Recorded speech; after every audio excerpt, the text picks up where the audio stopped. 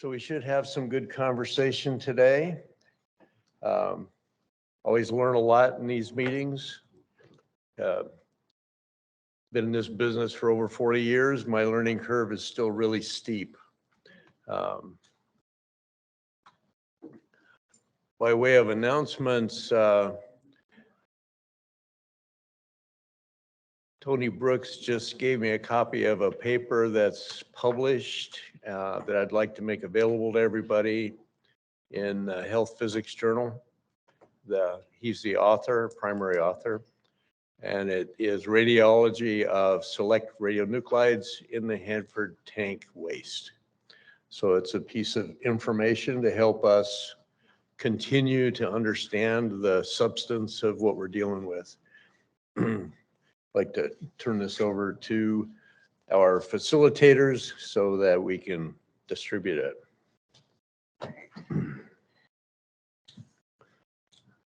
So other than that, it's just a matter of getting started, right? It's probably, Lacey, that's probably just a single copy. So we will figure it out.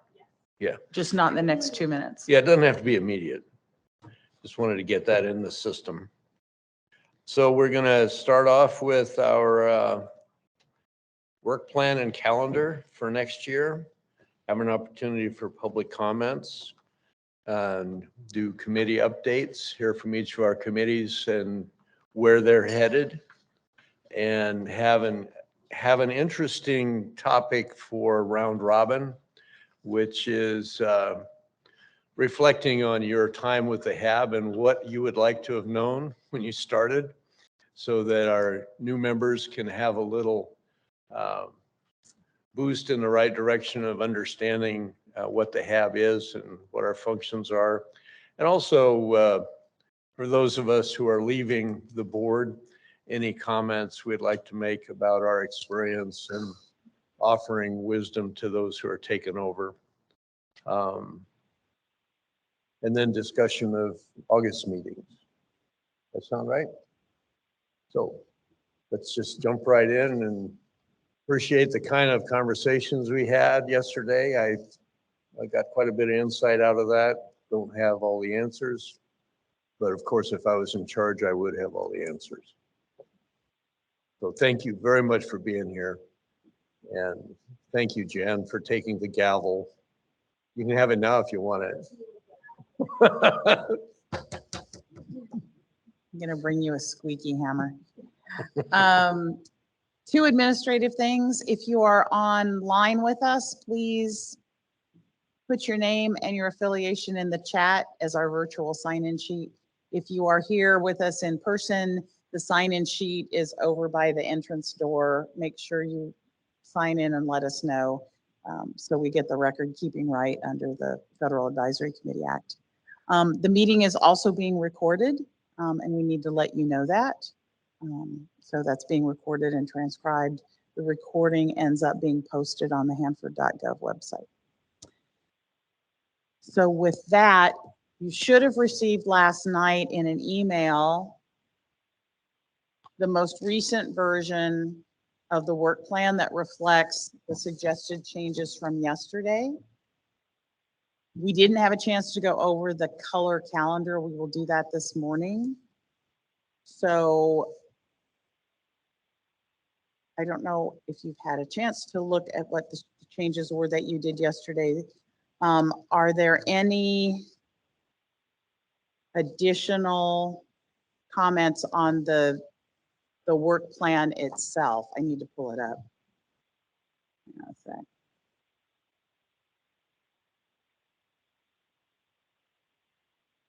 It's a 2-part process.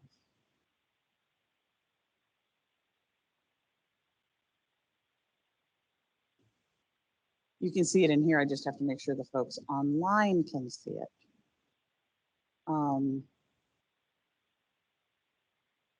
I can see it. You can see it? Okay, good. Cool. Thank you, Loanne. So there were some minor changes made yesterday, clarifications to the descriptions of the Tank Waste Committee and the Budgets and Contracts Committee in terms of scope. There were, I'm cruising through these, clarifying that the board actually operates by consensus and rarely votes. Clarifications around board meetings being 2 days. And so the topics for day 1 and day 2 were clarified, but trying to dispel the confusion about a board meeting is still 2 days. I see you're in queue, Jerry. I'm going to run through these and then get to you. Wordsmithing there, and then 2 other.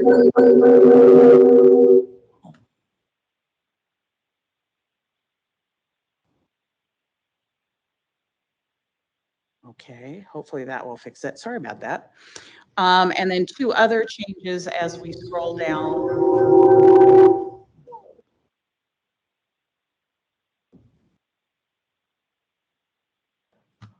Hang on a sec. That's off.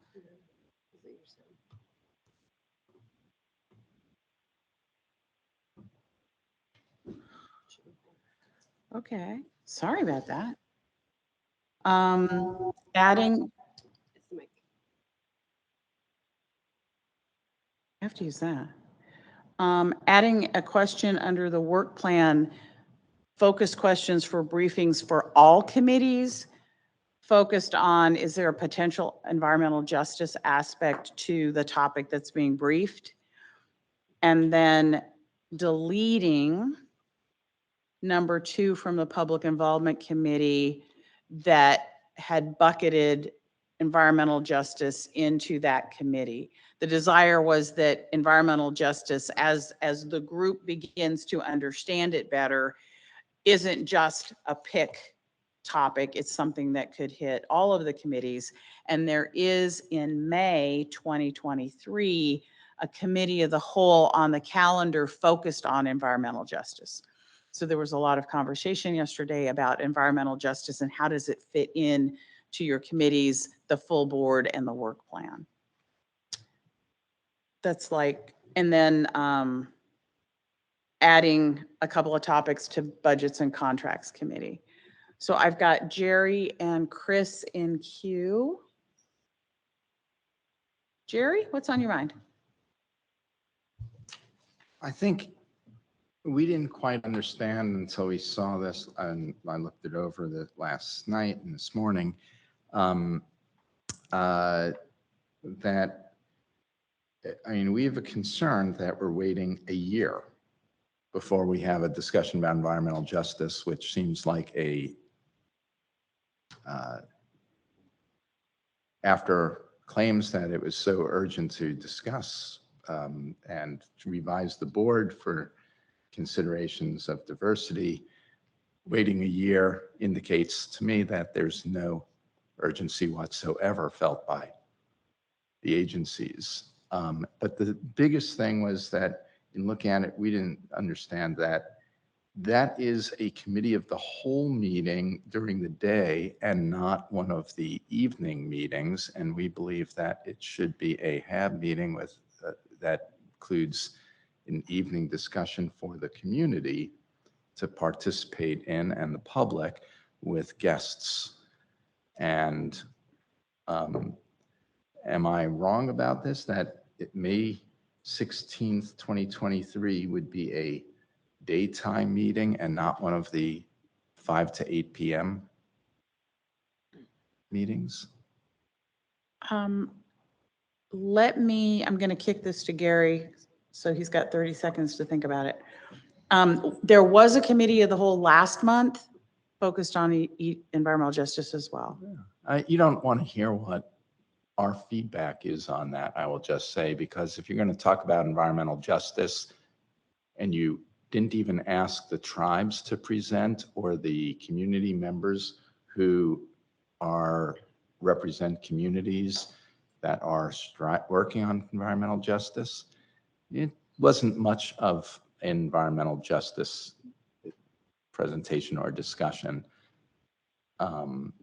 and didn't reflect much in the way of commitment and planning, much less input and participation from environmental justice impacted communities.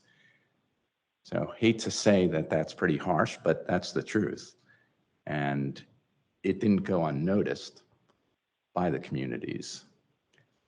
So if we're going to have a discussion and meaningful participation, needs to be at a time where you actually open up to the community.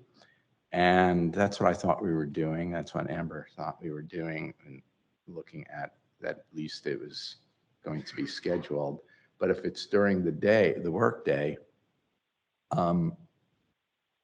it's at odds with the goal of the meeting. So we would look for moving that up to an advisory board meeting where you've got it as a 5 to 8 p.m. session with external guests and community participation. Gary? Jerry, thank you for your comment. And we'll take that under advisement and see what works. Thank you. So I've got folks in queue. Chris, Rob, Esteban, Dan Solitz, and Tom Cecilia. Chris, Can you hear me? make sure that your microphone is on, punch the little red button, and then kind of hug it so it can pick you up. Now? Okay. Yes.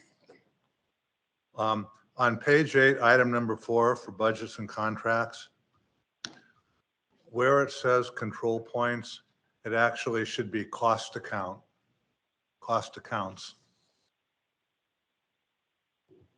Okay. Oops. All right. That's it. Thank you. Here we go. Rob. Oh, Jan's up too. Up to tank waste. Tank waste?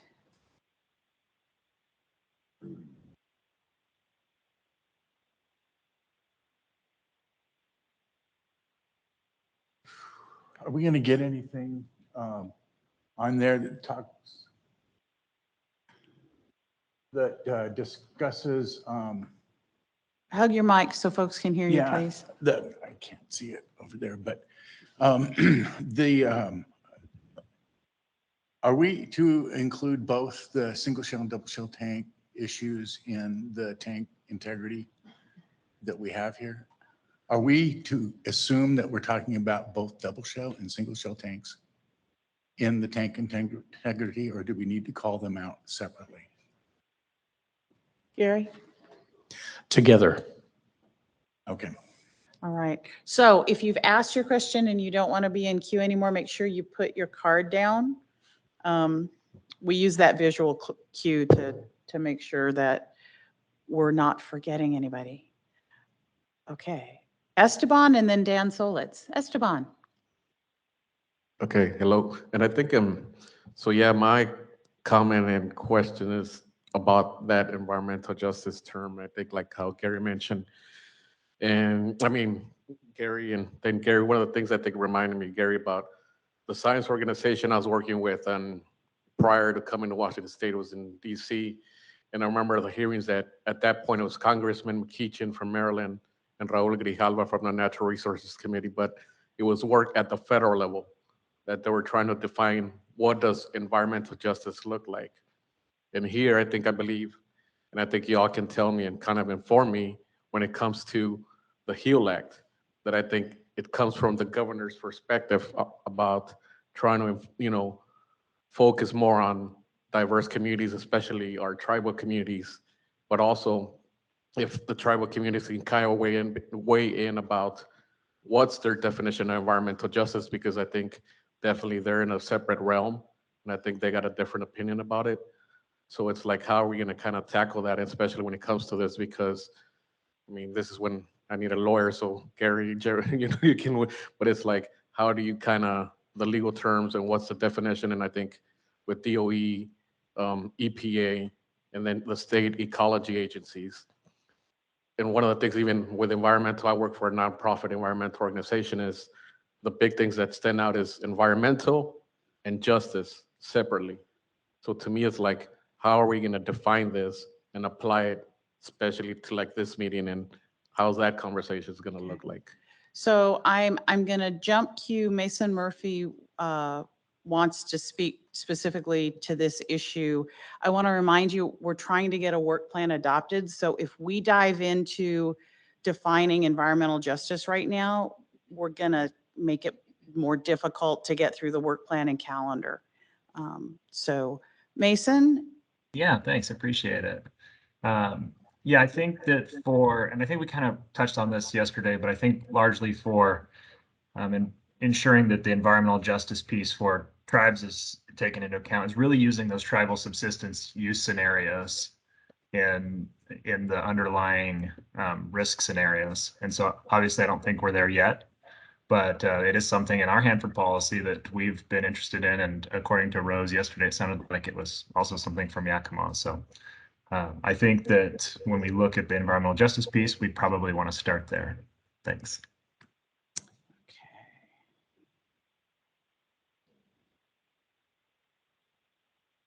So let's go back to Dan Solitz.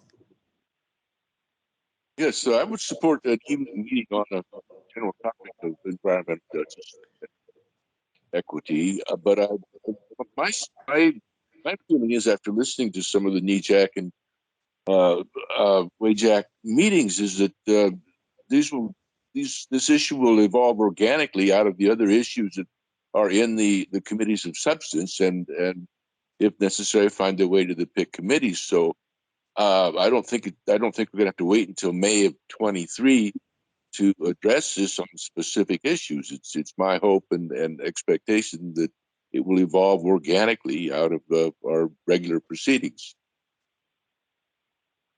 Okay.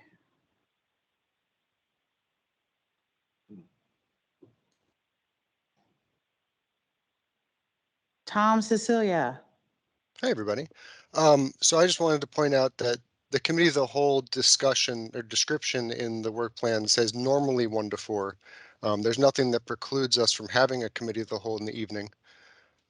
And if I recall what happened at the leadership workshop, the committee of the whole on EJ was pushed a year to make sure that the TPA agencies would have something different to produce and present. So it wasn't just a repeat of the one that happened last month. Right. Jan.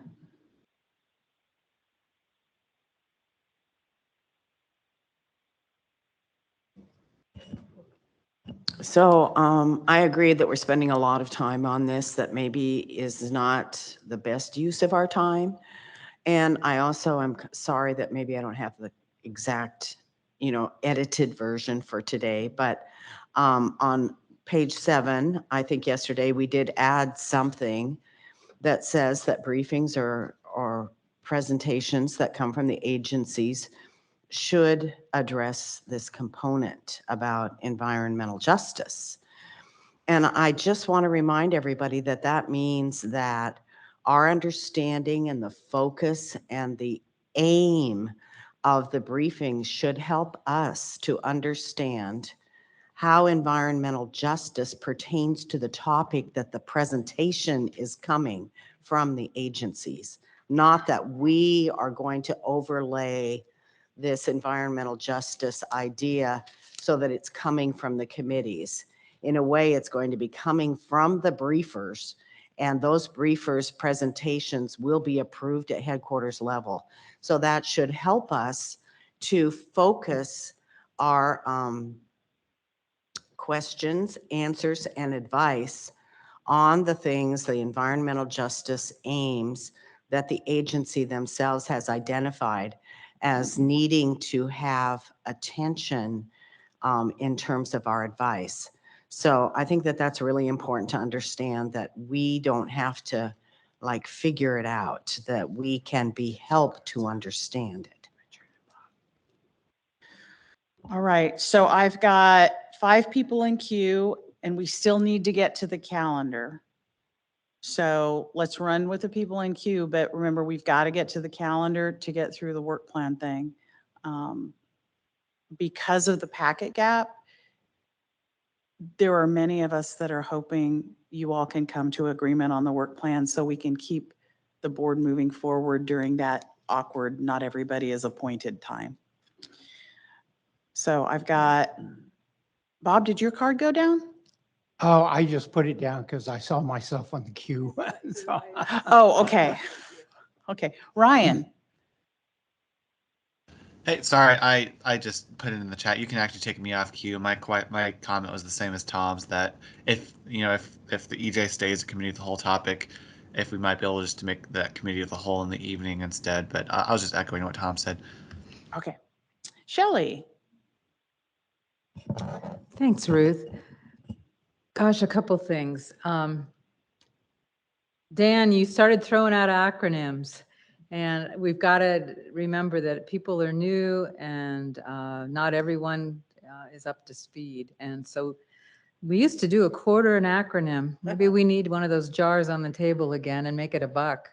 I remember people throwing down credit cards at some presentations. But that aside, as a starter, you know, where the rubber hits the road is the application of all of these policies and these ideas. And it's not one size fits all. Our community is completely different from Savannah, completely different from Paducah, Portsmouth, New Mexico. I could go on and on. And if we don't understand who is perturbed by what DOE is proposing, then we will miss the boat. And so it's incumbent upon this board to not take from above as this is it, but to do the research as a board, to get the issue manager team together, to put this topic somewhere in the framework of the work that this board does, so that when it comes time to build that committee of the whole, people understand, you know, which organizations want to come to the table and why should they, you know, why shouldn't they be there? And I'm talking outside of DOE. This board was developed and John Wagner was the manager of this site, and he said, be independent, go forth, build your advice, work with consensus, and come back to us.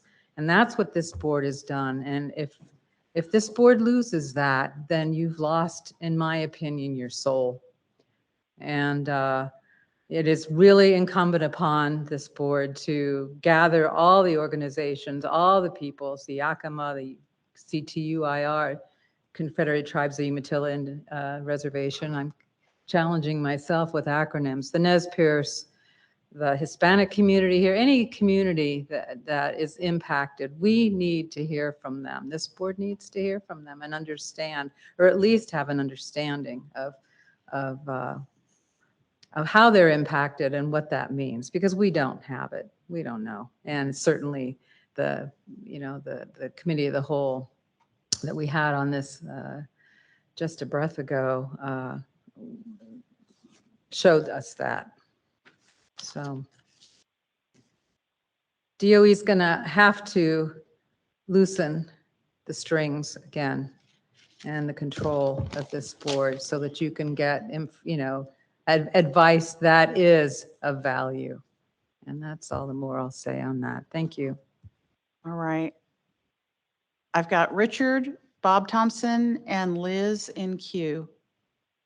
Richard. I'll be quick. We did add for the presenter to bring in the aspects that they believe is the environmental justice issues or concerns.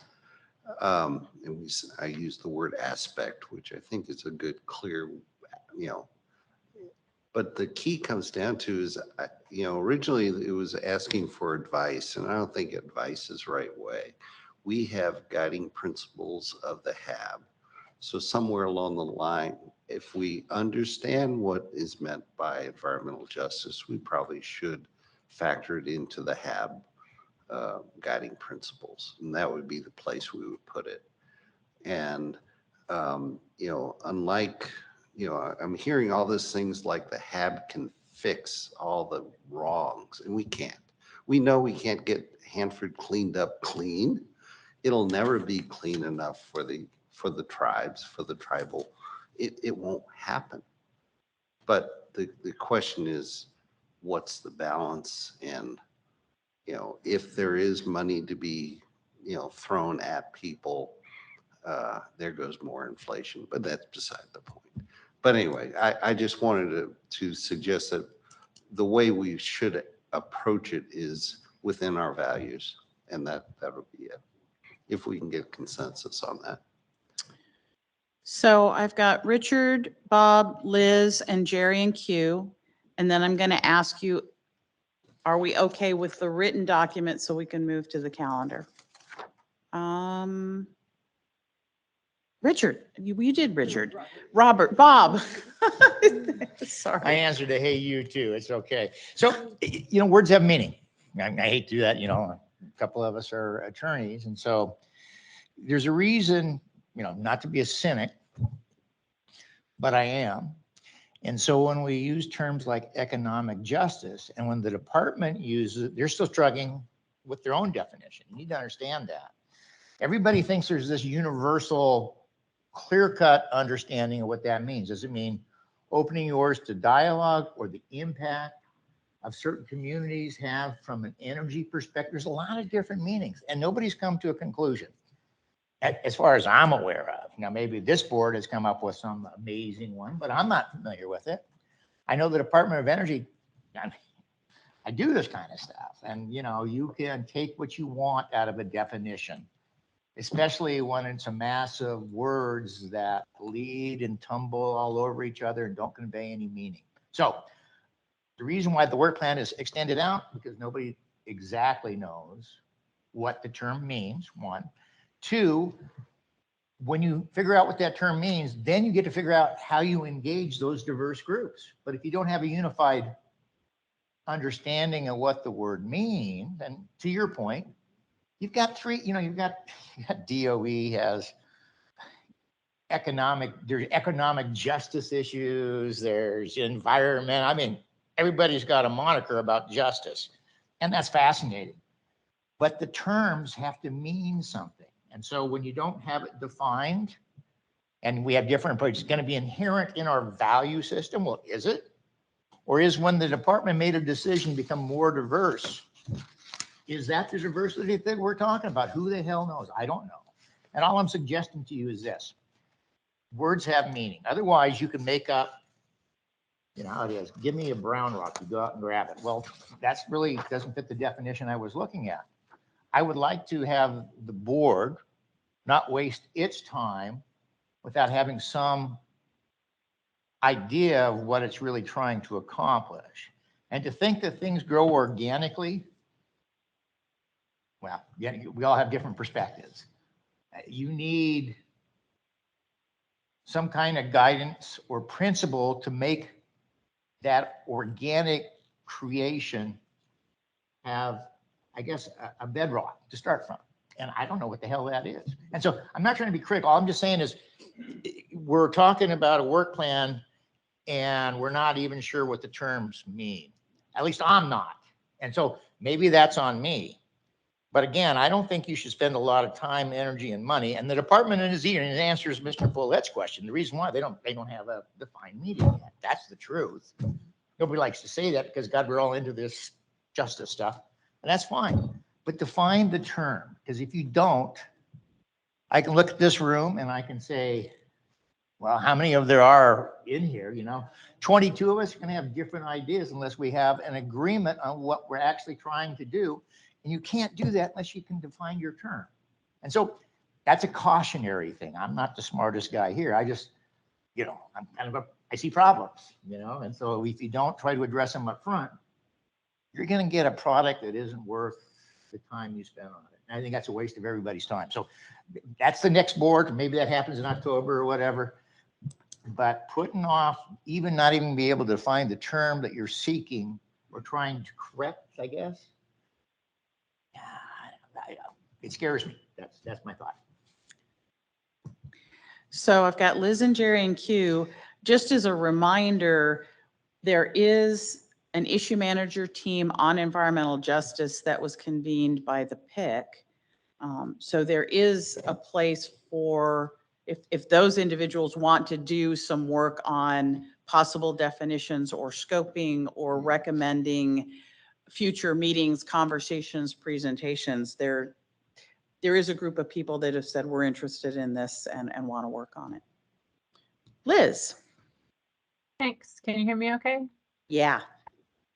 I just had a suggested change for the language for the work plan to have it be more active, and especially because this has been named as a priority for DOE. And the change would be instead of is there a potential environmental justice aspect, how is environmental justice being addressed? And then it's a more active question to find out from DOE and the contractors and the regulators how they are addressing environmental justice. Which I think is a little more Richard, clear. on this topic. Since it's my words, and just as we can't say, we don't expect, we just want to know what they believe, the presenter believes is their take on environmental justice, not whether they're meaning it or not. And because we don't know what meaning means, because we don't know what it means, just like Bob said. So that's why I think the words are accurate. It's up to the presenter to give his pitch of where he thinks he is, not for the board to judge. But this isn't for the board to judge. Environmental justice has been defined by many people, including DOE. We had an entire half-day meeting about it. So it's not that it hasn't been defined. Liz, you're breaking up. Is there any way to get closer to the mic? We're having trouble understanding you. Sorry. Can you hear me okay? No. The connection is a little wonky between here and Minnesota. All right. Oh, online sounds like they can hear me. Try can you hear me again. now. Yeah, it's cleared up. I don't know why. Try again. I was just saying that environmental justice has been defined by DOE and by ecology and EPA. I feel like what's missing is the HAB's agreement about what it means and the HAB's agreement about whether or not it's an important consideration to be made. And it's things like tribal use scenarios. So I think a conversation for the HAB to decide if it's a HAB value is important, because if it's not a HAB value, if it's just a few, some people think it's a value and some people don't, that's really important to determine. But I do think it's fair to ask DOE and the contractors and regulators, how is it being addressed in the decisions? Thanks. So Richard, could you live with sort of a two-part question? The first part being yours, is there an issue? Is there an aspect? And then if so, how is it being addressed? Could you live with that in the work plan? How about, is there an aspect being addressed? Ah.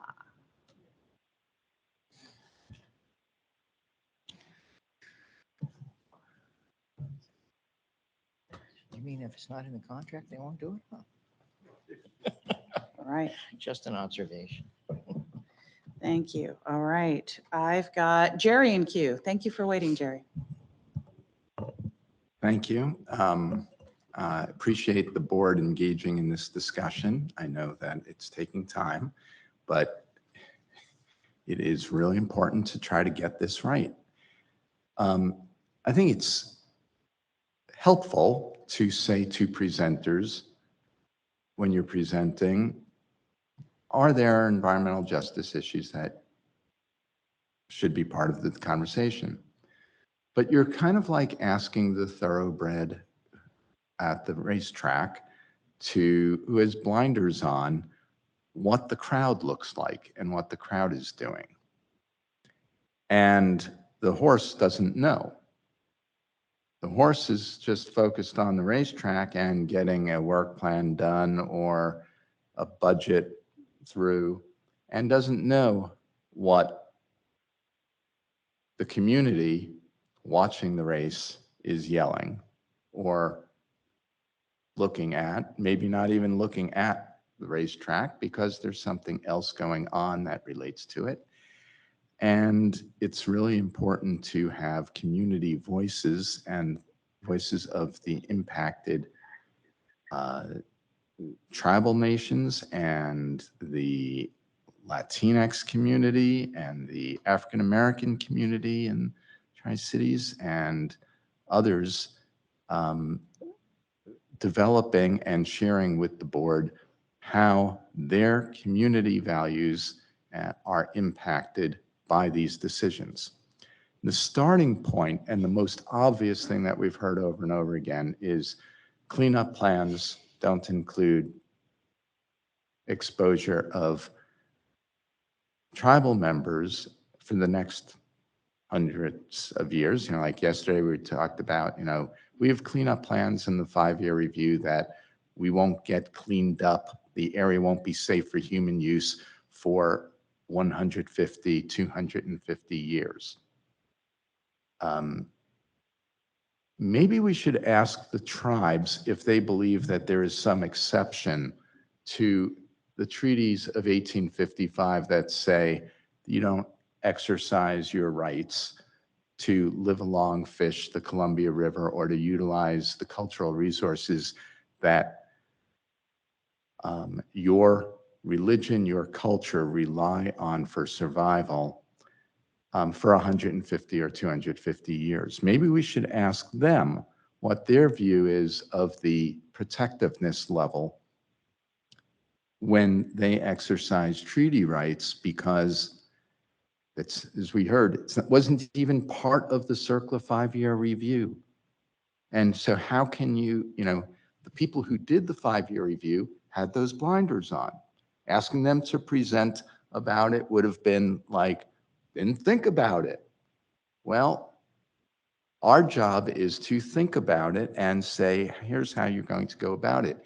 And the way we have to start that discussion would be by having something scheduled much earlier. And my suggestion is to have the EIC and team work with the tribes to present something much earlier, work with ecologies and EPA's environmental justice coordinators, who are very good, and have something that is more of a community forum and discussion early on in the next, this fall, because going forward with, us reviewing plans where we don't consider these things, like the 5-year review, is really not acceptable. And so I urge that we simply say that we're going to have a commitment to move that up with a presentation, not just a presentation, but a community-based presentation and discussion. So we have a greater understanding, so we can tap into other resources and and develop ties to other people who would, and say to them, we have a plan in front of us. Would you give us some input for our advice? That's what being community-based is about.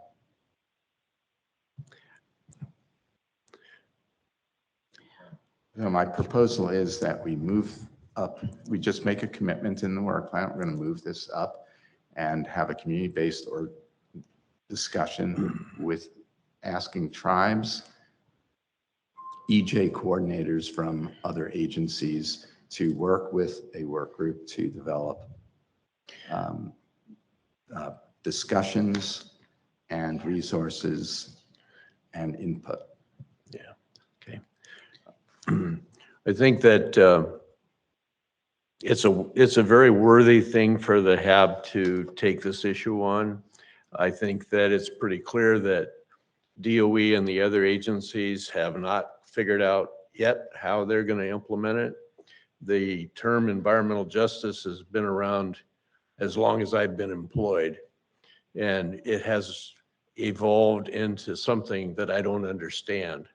But I think that pursuing that conversation is a worthy endeavor. And I think that we've got an issue manager team that can help frame that, and we should pursue that through that team to define how best to do it. Because if we ask the presenters to tell us how they're dealing with environmental justice in their presentations won't get approved.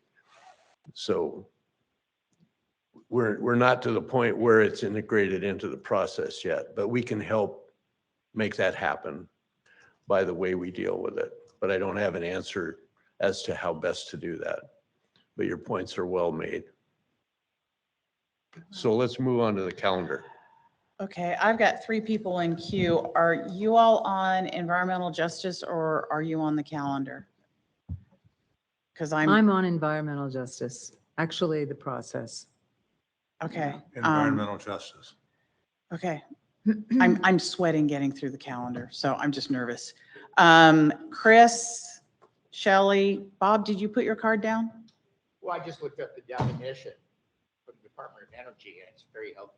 Okay, That's just- so I want to stay focused on the work plan because if we try to solve environmental justice this morning, we'll fail. And I don't want you to fail. Chris? I just wanted to ask, I wasn't aware that we had an issue managers team on environmental justice. Who's leading that team? At the moment, we're going to have to do some juggling. The current team is Jeff Burright, Dan Solitz, Emmett Jackson, Liz Mattson, Steve Anderson, and Tom Cecilia. Jeff was the lead, so it will need a new shepherd.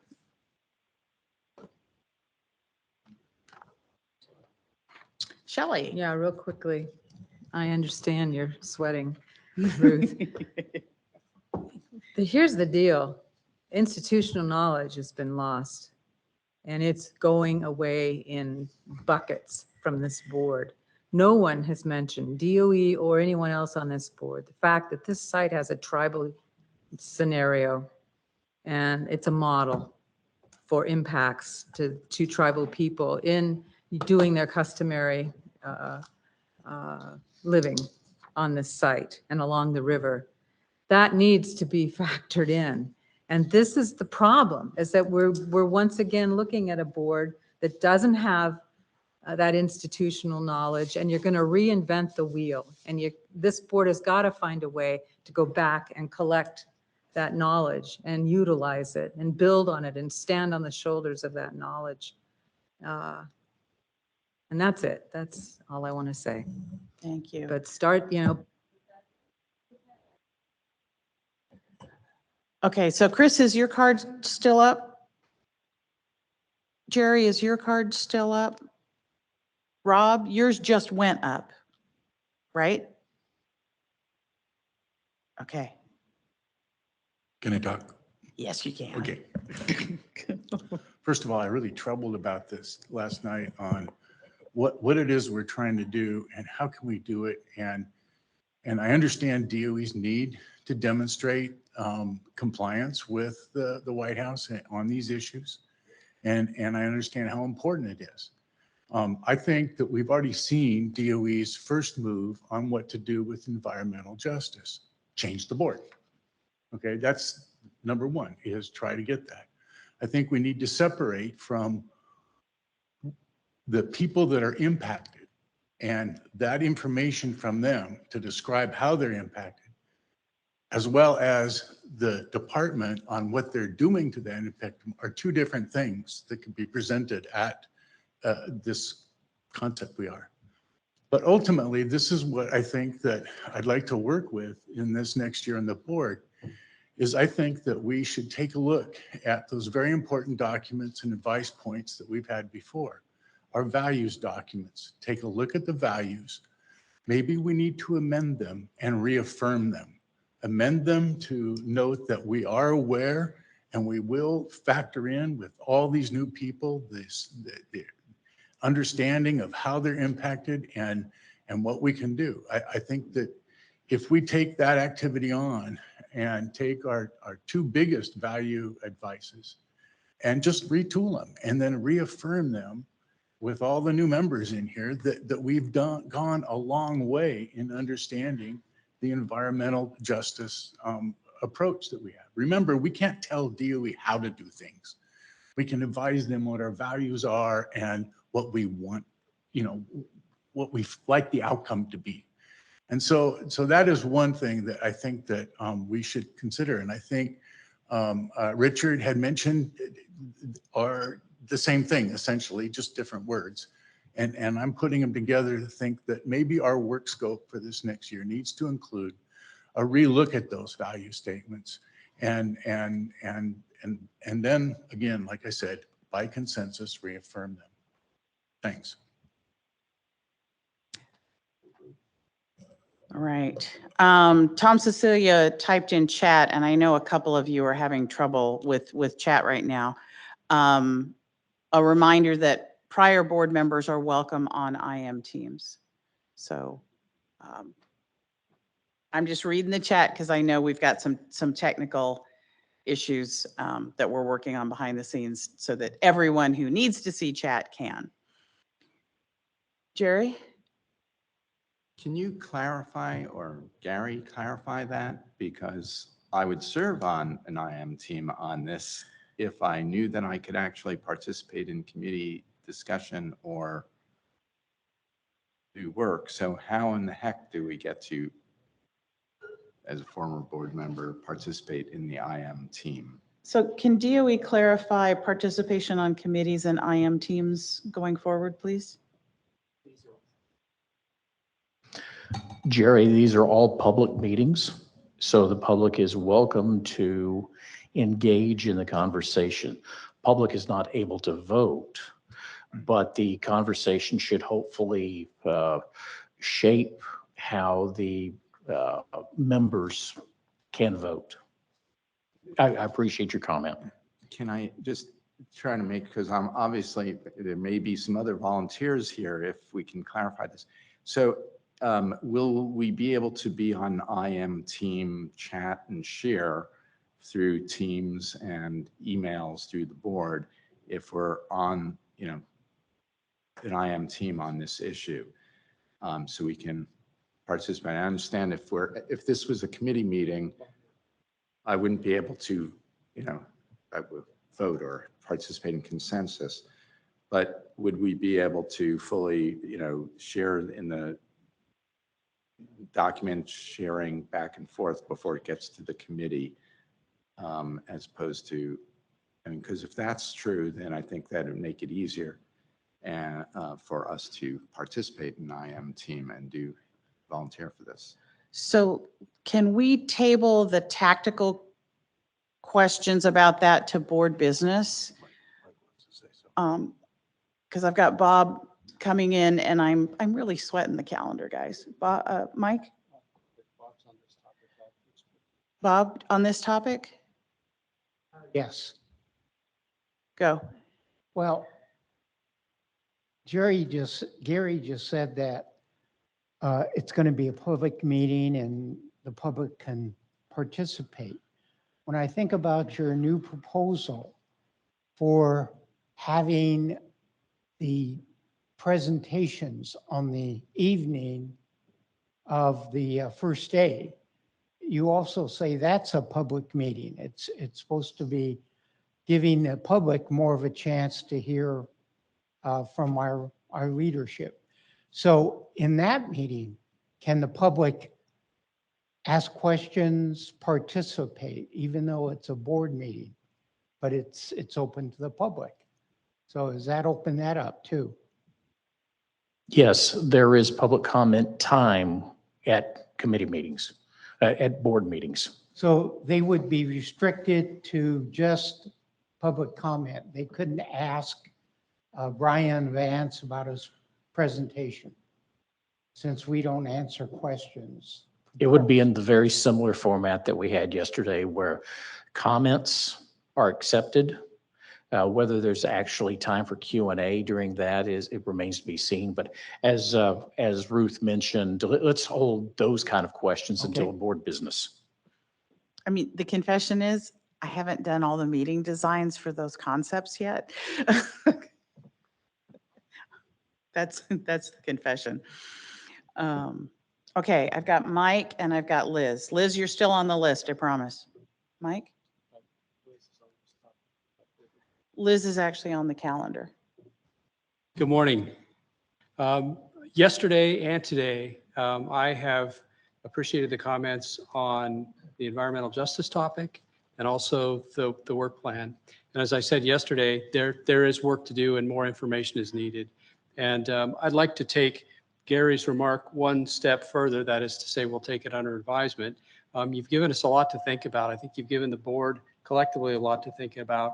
And also the team that is working on this. And I'd just like to say that that is understood, that is heard, and I value that today. Thank you. All right. So let's move on to the calendar. And I know Liz had a question about the calendar yesterday that she's held till this morning. So if you need a hard copy of the calendar, we've got some on the back table. If you're online, hopefully you still have the email with the packet information. So Liz, go. Thank you. And just let me know if you cannot hear me. My main concern is the timing of the new membership package and when the board meetings are scheduled and the ability for the board to actually have time to write advice if there's advice that the board would like to write. My concern is that the package that we're waiting on doesn't get approved until November, in which case the October meeting, basically people could attend it, but it's half the board. And then if you have new people starting in November, they're just getting up to speed on what the issues are. So you get to the January meeting and the chance that there's any time to write advice between new members starting in January seems unlikely. You usually need, more time to get advice prepared and then have a chance to have I guess you could do a committee call to approve it. So the first question is really wanting to understand how flexible this calendar is. And if it is flexible, I think having some placeholder dates in here for committee calls, in addition to the one day that's in here, would be helpful. Unless there's a commitment to do those calls when they're needed. I feel like if my concern is true, it would be better to move the October meeting to November, shift January to February, and then just flip those meetings to committee meetings to have more time for there to be. I just think that would allow the board to have advice. And then the rest of the calendar could stay. I guess I also have a concern about having a committee meeting or having a full board meeting in August. So I guess I would just say I would move August to September. I just think you're going to have more people August is hard for vacations for people. So anyway, I know that's a lot of suggestions, but I'll just restate them that I would suggest moving October to November, the full board, January to February, and then where those board placeholders are would be committee time, moving August to September and flipping the September committee days with the August full board, or just adding additional time placeholders for the committees to meet. Thanks.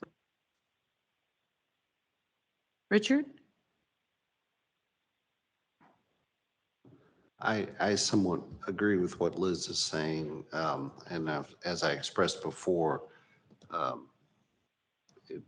we have a PIC meeting on the 4th of October, and I see that as an introduction of new people.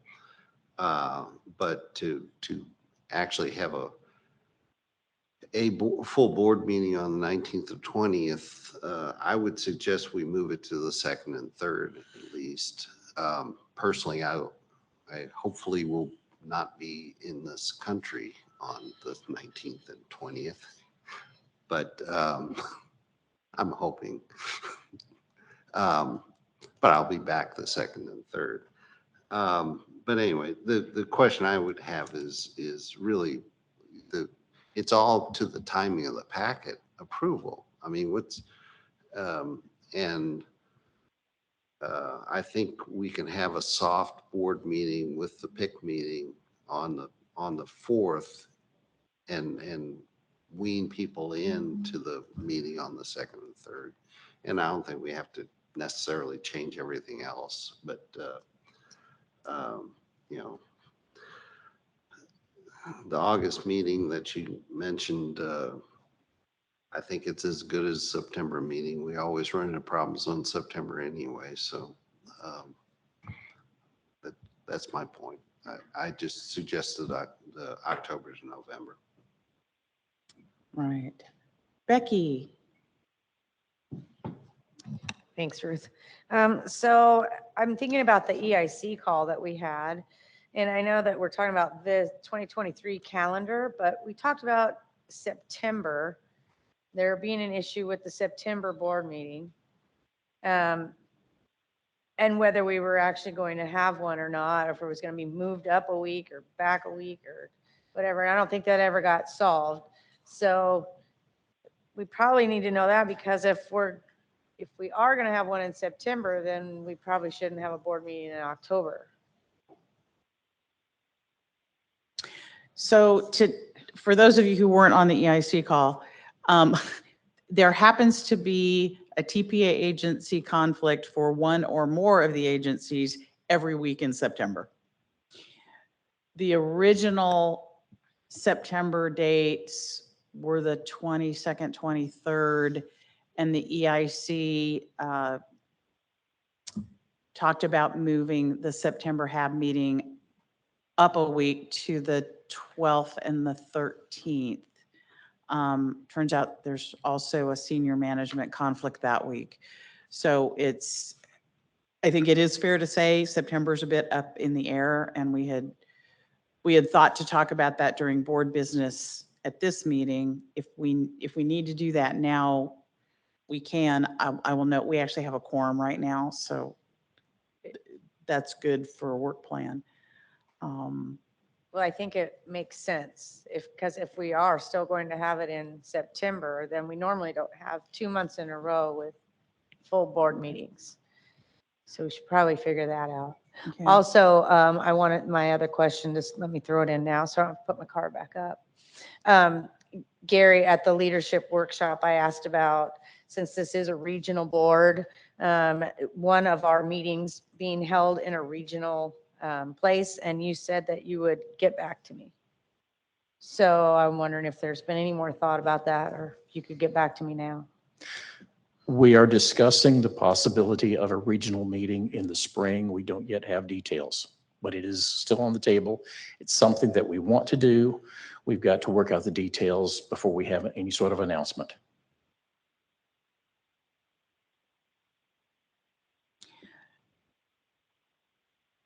So can you also talk about current thoughts on a September board meeting dates and the fact that, I mean, September is just complicated this year.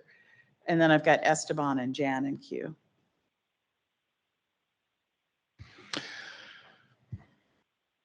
That's another thing where we're still working some details. Every week in September is ugly from scheduling standpoint. So we're trying to figure out the best way around it and to not cancel meetings, but to try and have something that is meaningful. We're still working on that design, and I think we're also going to be discussing that a little bit later.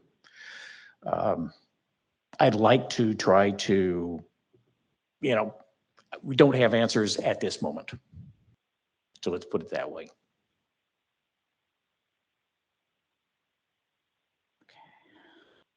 So I've got Dan Strom, who's online, and then Jan and Esteban in queue. Dan? Can you hear me? Yes, we can. Okay. I have two questions. One is between July 1 and whenever DOE gets around to appointing the FY23 members of the board, first of all, is it possible to have a quorum? And then second of all, why do we bother meeting at all if DOE isn't going to bother to have a full board? Thank you. Mike or Gary, can you explain the opportunity for 90-day extensions which make quorums slightly less complicated during the packet gap? Sure. Next week, we will be sending a list to headquarters of those who are in the packet whose terms just expired and who are being nominated for reappointment to have an administrative 90-day extension to their current their current appointment. It only applies to those who are still have time eligible. So, and those who are in the packet. So quorum will be a lower number, but we will still be able to form a quorum.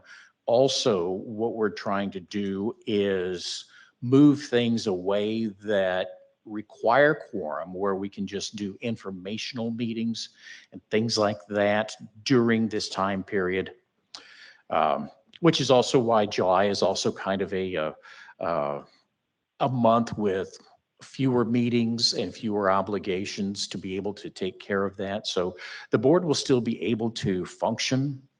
The wheels are not off. They are just reduced during the summer months.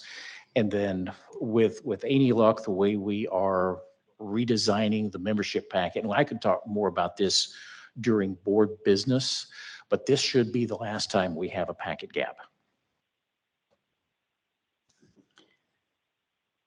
Jan, and then Esteban. Jan.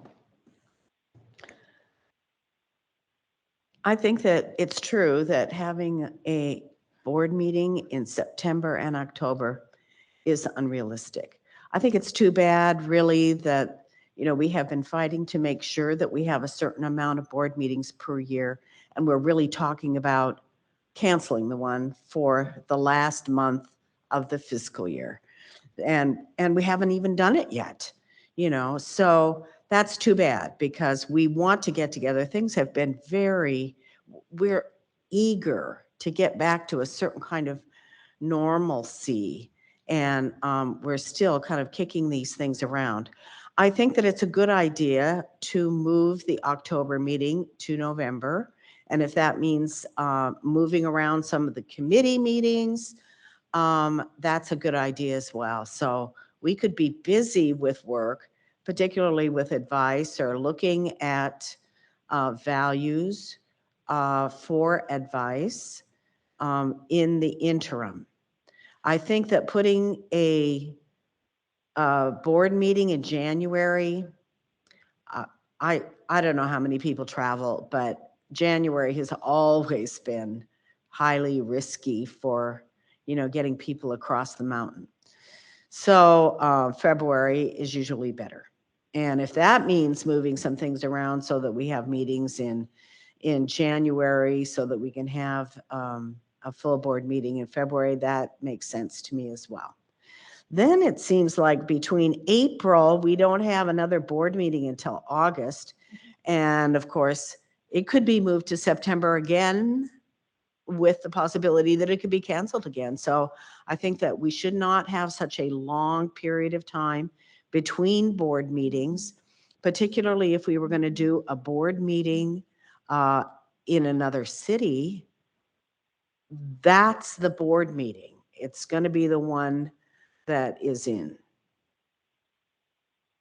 May, June, I think July and August get to be, not so good, but I think that we want to have a meeting in August in order not to push it into September. So none of this addresses the question about when the packets will be approved and when the people will be here. But I think that if we're only going to have 4 HAB meetings per year, we cannot go from April, the 4th month, to August, the 8th month, and have people, actively engaged. So I can see, Ruth, why you're worried about this calendar because it doesn't reflect a lot of our reality. So anyway, I think Liz's comments were very appropriate. I think Rebecca's comments were very appropriate. And the question about having an out-of-town meeting, for how many years in a row have people said, oh yeah, we'll get back to you on that. And we're just not committing to do it. So talking about getting the community involved sometimes means taking us to them somewhere. Esteban. Yes, and on that note, I think I had a meeting with, and I thanks for ecology, because I think for me and my experience on boards is that, right? And I think what was mentioned about values, and one of the things, I've met some of these people that are coming on board, and people tell me I'm young, but I think I'm 43, so I'm not, but I don't, but some of these people, and one of the things, I have a 16-year-old intern, and I chose her for a purpose in my work, because I think one of the terms I heard is climate anxiety in young folks. So their critical thinking and their awareness of environmental issues is higher than folks that never had this discussion, right? And me coming to Richland, one of the things that right away stood out was that the Hanford portfolio and talking to senator staffers and everybody is separate. So somebody, a staffer dealing with like 10 million things. And I think looking at this calendar, like October, September, I think the transition that's going to happen. Remember, folks, I've worked in campaign elections. There's an election cycle this year. Doesn't get too much talk because it's not presidential. But once it comes August, people are going to be busy, especially I think one of our senators, congressmen, I think it's been talked about that. So what's the reality? And I think it's mentioned and appreciated, what's the values? And more than anything, what's going to be the purpose of this board, especially when there's money available that we can pry into. I mean, I hate to say it that way, but we're missing the ball. And I know summer is a downturn for everybody, but this is not going to work really. I mean, if you look at this, I don't know what else everybody's opinion is on that. Okay. Jen, is your card still up? Okay. It's a visual thing. I've got Liz and Q. I'm going to give you a 5-minute warning. We have public comment scheduled for 10:15. So wherever we are at 10:15, we're going to stop, take a breath, and invite public comment. So if I interrupt us, that's why. Liz? Thanks, Ruth. One other comment just for everyone to be sitting with this calendar is the long lags between committee meetings, which I think is just going to be really problematic for the committees to make progress on any issues. And so if you look in the work plan, and you don't have to pull it up, Ruth, but Tank Committee meets in October. They don't meet again until February. RAP meets in November. They don't meet again until March. And those committees tend to be the really active committees that have really frequent meetings, always have more requested topics than we are able to get to. And so it makes me really worried that there aren't more placeholders on here. I understand the intent of trying to plan out topics, and I just feel like it's going to make it really hard for the board to have the time and thoughtful flow between conversations to keep an idea alive between those meetings. So I'm not sure how to solve it. You know, I know EIC wrestled a lot with this calendar, and it just makes me really concerned that the board's going to have trouble having the time it needs to formulate advice with how far apart those meetings are spread out.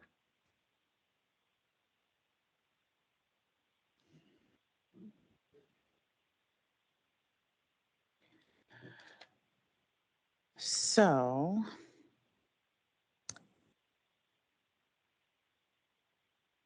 we don't currently have anybody signed up for public comment. We're a couple minutes before 10:15. But are there folks in chat online who wish to give public comment? We've got a couple folks on the phone.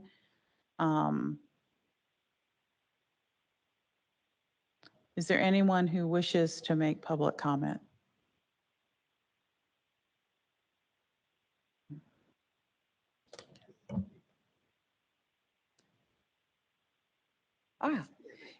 If you would please state your name so we know who you are and tell us what's on your mind. Yeah, of course. Can you guys all hear me? Yes. Okay. My name is Renee Larson. I am an extern with Heart of America Northwest and a law student at Seattle U. And I just wanted to suggest to the board, like, you know, I'm new to this. I recognize that there's a lot of complicated issues within dealing with Hanford that I am very new to. However, I've lived in Washington my entire life. I was born and raised in the Skagit Valley. I went to school in Spokane, and now I'm back in Seattle. And I'm embarrassed to admit, I knew absolutely nothing about the threat that Hanford poses until 2 months ago when I met Jerry. So my public comment suggestion is doing more outreach into like the schools, communities, and not just in Eastern Washington and Western Washington as well, because I feel like there doesn't need to be fear mongering necessarily about Hanford. However, I do think it's incredibly beneficial for Washington residents to be aware of all of the public or all of the environmental issues that might affect them in the future, or just make them aware. And so that was my suggestion, is just to do a little community and school outreach and just inform the public and all Washington residents. Thank you. Thank you. Is there anyone else who would like to make public comment? Bob, are you in the public comment queue? No. Oh, okay. You're in the queue though. I don't have anybody pinging me. And we don't have anybody asking by email, right? Let's make sure. Okay. Then back to the calendar. We've got a break scheduled here in a little bit, and we may need to huddle to figure out the calendar thing. So Bob and then Steve. Bob? Yes, I just wanted to remind people that we have tied the calendar to the work plan words. And so if you make any changes to the calendar, you're going to have to go back and change the corresponding dates and all the information that pertains to the calendar in the work plan words. So it's an added thing that we have to worry about when we make changes. Steve and then Richard. I guess my comment reflects my experience with the HAB in regard to schedules and the fact that I was trying to frame my schedule around the HAB schedule, and it never worked because the HAB schedule always changed, which gives me a couple of angst points. One is, what's the value of approving a schedule that's going to change and arguing over the details when it will change? I don't know how to solve that other than maybe have it called nominal schedule, or don't try to schedule the whole year all at once, because we won't follow it anyway.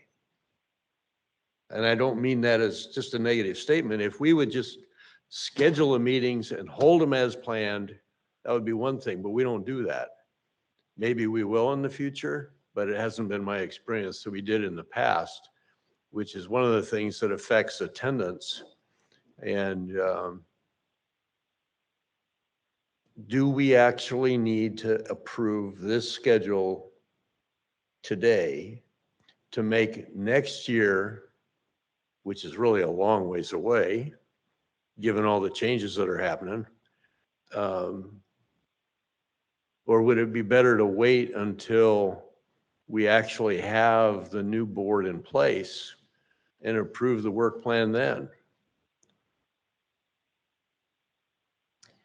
I know it's not the way we like to do things. I'm going to pick on Gary because we did have a plan B. Dio, you want to comment on that?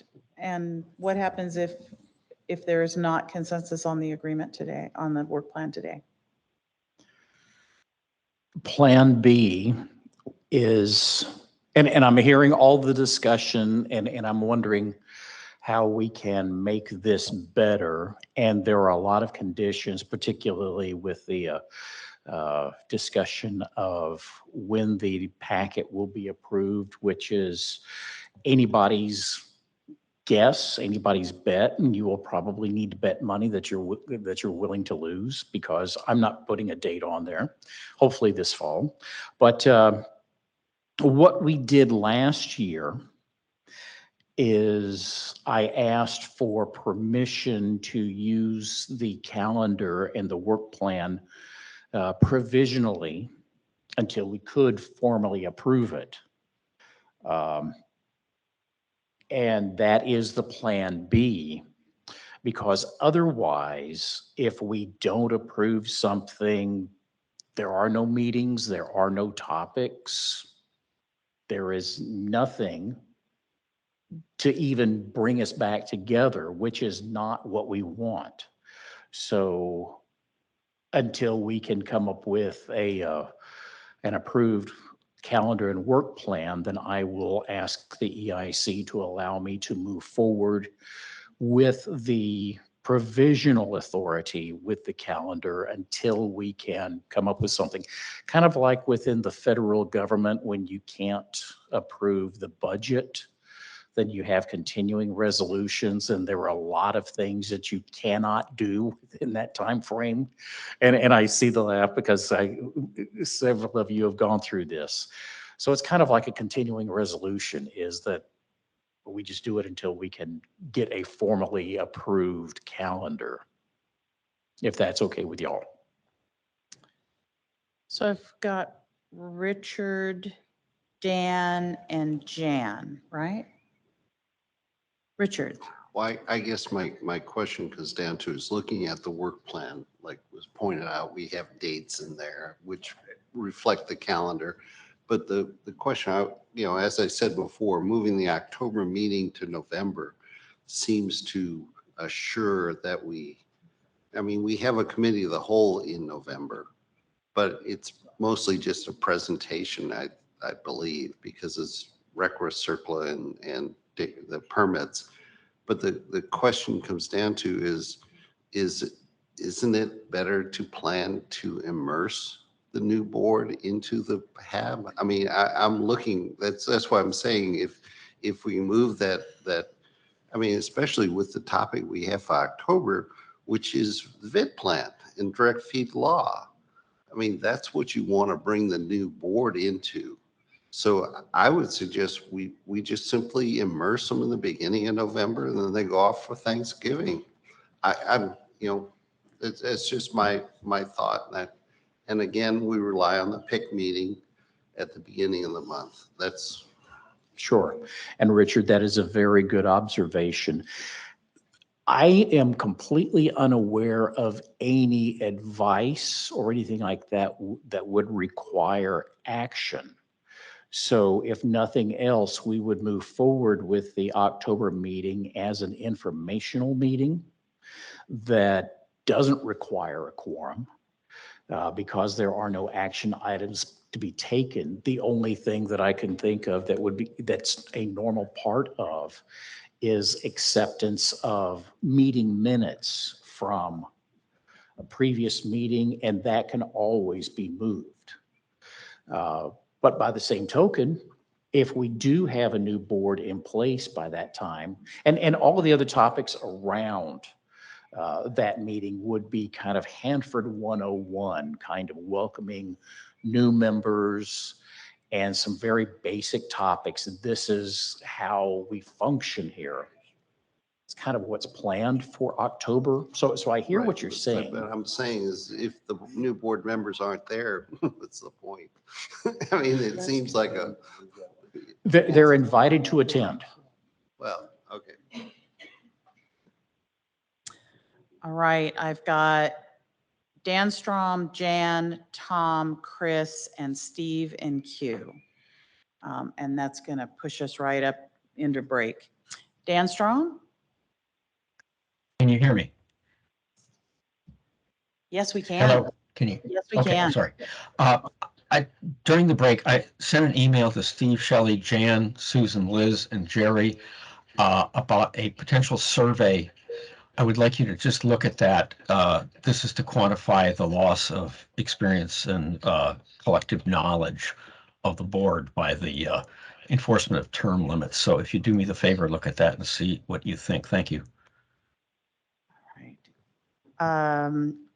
Jan and then Tom Cecilia. Jan?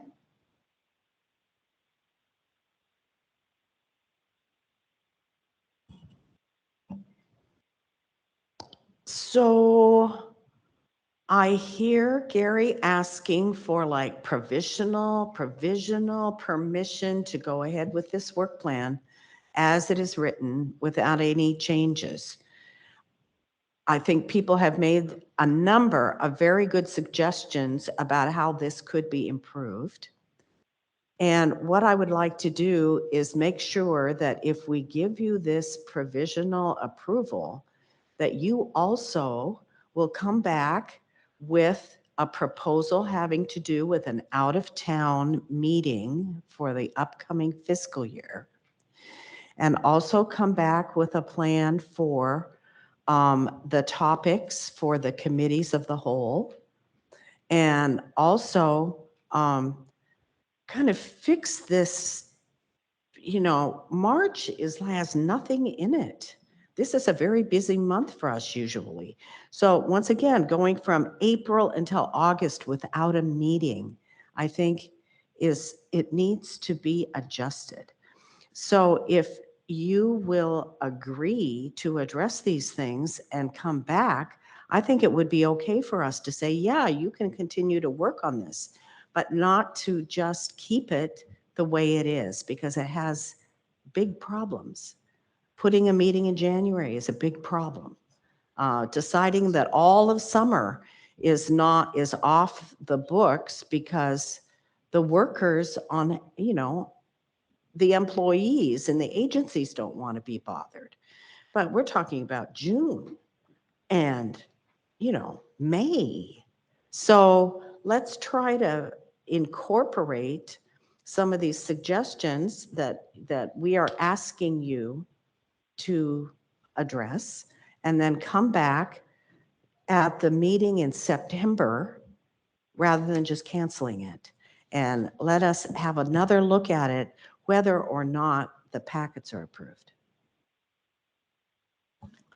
Jan, I appreciate that comment, and I can agree to that. And let me kind of explain, since we weren't able to go through the calendar here, why March looks so light, is that there was originally two committee meetings set for March with BCC and I believe it was tank waste. There were two meetings. There was one for the 7th, one for the 8th, 8th being BCC. And At the request of that committee, we moved the March 8th meeting to March 14th to deal with cleanup, priority advice, and then take that into an EIC meeting. So there already has been some adjustment to meet the needs of some of these committees. And I hear you on the rest of it. The EIC will go through what we have here, make some adjustments, and then bring it back. I'm agreeable to that. And the out-of-town meeting proposal. We'll work on that. So Mike, do you need to be in queue on this topic or do you want to be in queue? Okay. Go. So again, good comments. So I tried my best not to play the new guy card, but the fact of the matter is I am the new guy. So one thing that is clear to me is that we have a gap. I think we can all agree that the decision not to meet is not a good decision. There's a lot of work that needs to continue. There's some foundational work that needs to continue. Some of our documents need to be made current. I think that some of the time in the summer is a really good opportunity to do that, to get aligned on that, and to further socialize that. And then there's the big work of what do we share with new people who are onboarding and provide them with a solid foundation. And so here's what I've heard just this morning. January is not a good month. July is problematic. August may present challenges. September definitely does. I think that I would offer for everyone's consideration that this too is a dynamic document, right? It's not cast in stone. However, we all know also that which gets written gets done. And so there's an importance to be able to put something down, not only for the near term, but for the longer term, especially when we're talking about the formulation of advice, potential advice, if I can say it that way. Hey, what's on the calendar? What does that look like? Is that adequate? Is that going to be enough to position the board to be able, and the committees to be able to work together constructively to develop that? So in the interest of time and just a general understanding, there's a lot that needs to happen in this document that I think that our comments today, your feedback are going to help shape, and that generally we could agree that we're not going to get there today, and we don't have to get there today, but we do have to agree that this is important and we need to continue to place a focus on it. That's all I have. I have 3 people in queue. I have 4 people in queue. Tom, Cecilia, you're up. Hi. So I think that more meetings are better than less, obviously. But I also would like to minimize the amount of sort of provisional approvals here. So I'm wondering if we can take pages 4 and 5 of the work plan, which have all the dates on them, and attach them to the calendar, and then approve the work plan and make the calendar provisional, but the work plan approved. Okay. Chris, and then Rob. Chris? On page 4 of the work plan, it says calls or meetings may be added, canceled, or rescheduled as needed. So that kind of inherently gives a great deal of flexibility to adjusting the work plan as situations or unexpected events occur, like longer than anticipated new packet approval. So my question is, if we want to reschedule something, what does it take to reschedule, Gary? Who can ask you to reschedule? And what kind of hoops do you have to jump through, if any, to reschedule?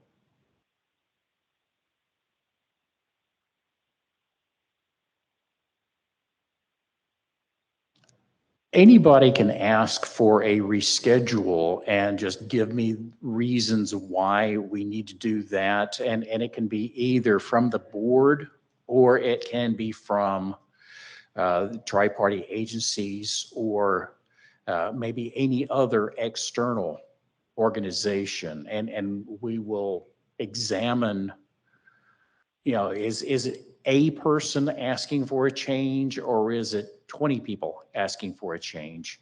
It's just, does the change make sense?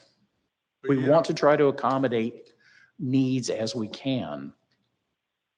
But you don't have to get Washington approval for a change, or do you? Is it one of these things that you have to have 11 sign-offs or 15 sign-offs to make a change, or can you do that locally?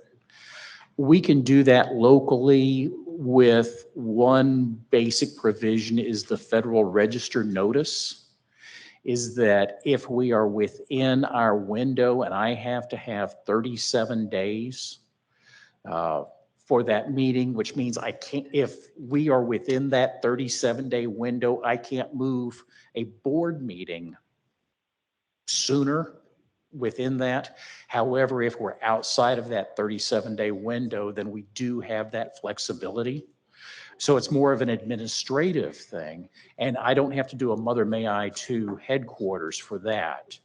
If locally the tri-party agencies agree to the change and I'm outside of the, and the board agrees to the change and I'm outside of that 37-day window, it's administrative at that point.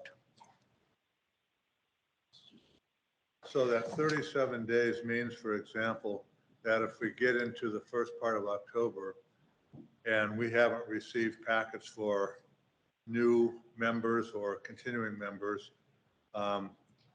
it might be too late to move the board meetings to November. I can cancel, if there's a Federal Register notice, I can cancel it. However, once we've already made that notification, I can't move it except to the right. And even then, that could become problematic if we're still within that window. That's one of the things that is, it works for us and sometimes works against us with that window. But that's why we need to try to plan ahead on our board meetings to make sure we can hit those marks.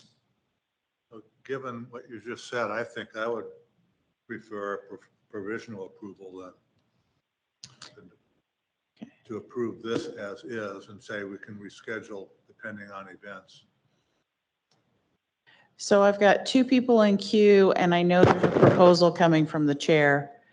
And we're into break time. So Rob, Jan, and Steve. Oops. And hug the mic so folks can hear you online. On the dates of the calendar and the work plan, we should, as Liz pointed out, we need another tank waste committee meeting somewhere. I suggest you move one into, take the one from February away and move it into January, and then give us a separate tank waste meeting in March. But we need another tank. I mean, that's months between tank waste meetings now. And I think Liz's point was right on. Thank you. Jan.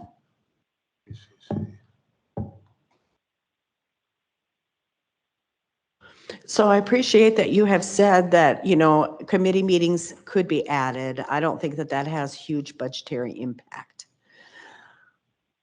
We know there was a time when there were 6 HAB meetings a year, and now we're down to 4, and we have actually thought about canceling the 4th meeting this year, although I'm happy to hear that we feel that there's something that we could do in September and October to make the commitment worthwhile. If we are able to add meetings, I would recommend that we add one more HAB meeting, either, pick a month.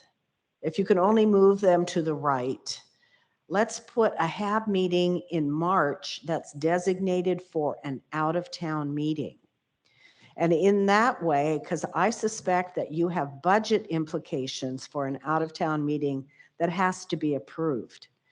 And so let's schedule one, even if it's additional, and say we're going to go, and you can decide where and you can decide when, and you can get the budgetary implications lined up before the budget, or rather before the calendar is ultimately approved.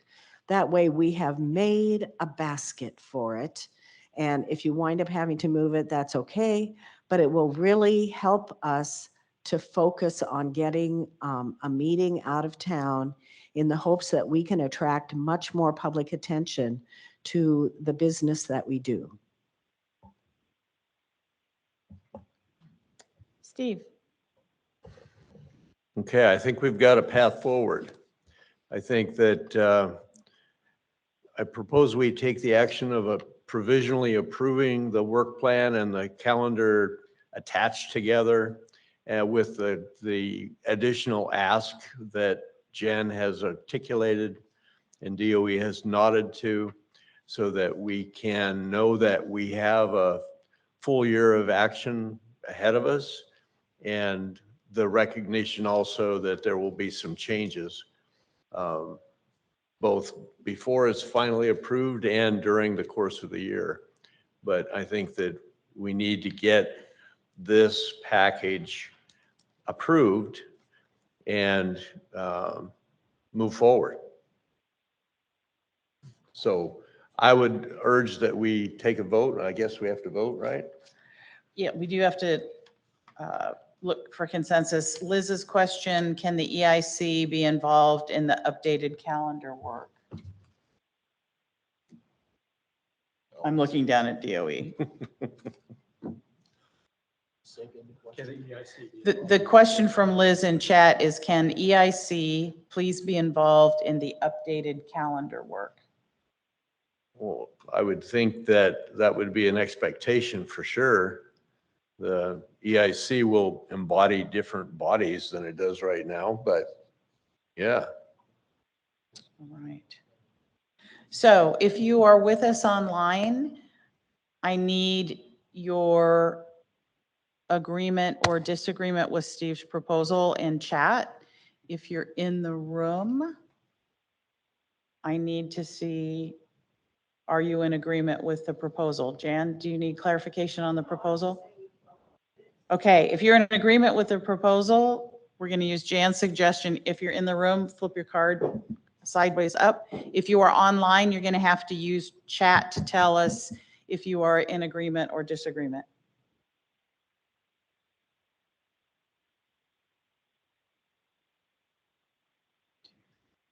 Can I just ask, because I'm not clear, when is the final going to be approved then? If this is provisional, is it October agreement? Are we adopting the calendar formally later? I believe it would be adopted when the membership package is approved and the full new board can convene.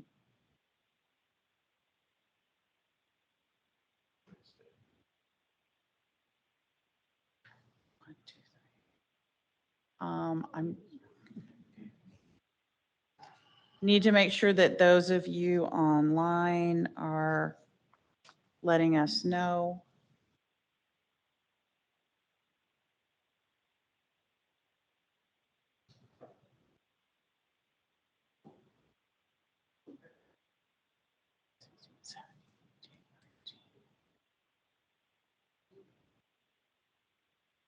Is there anyone who has not yet let us know your opinion?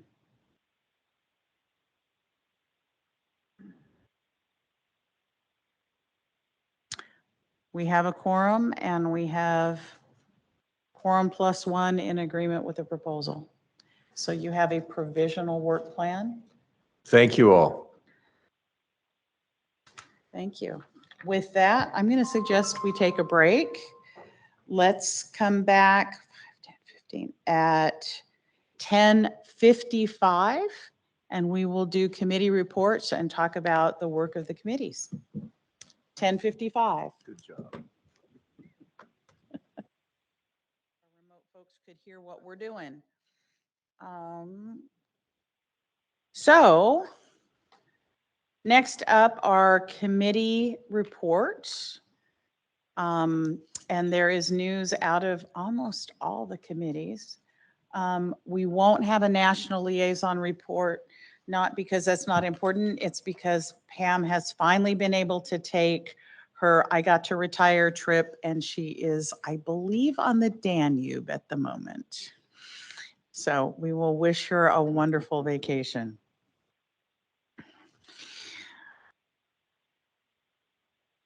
Okay, we do have audio. Cool. I usually do committee reports in alphabetical order simply so I don't forget any of you. I know Tom Gallardo, you are online, and Chris Sutton has his card up as well.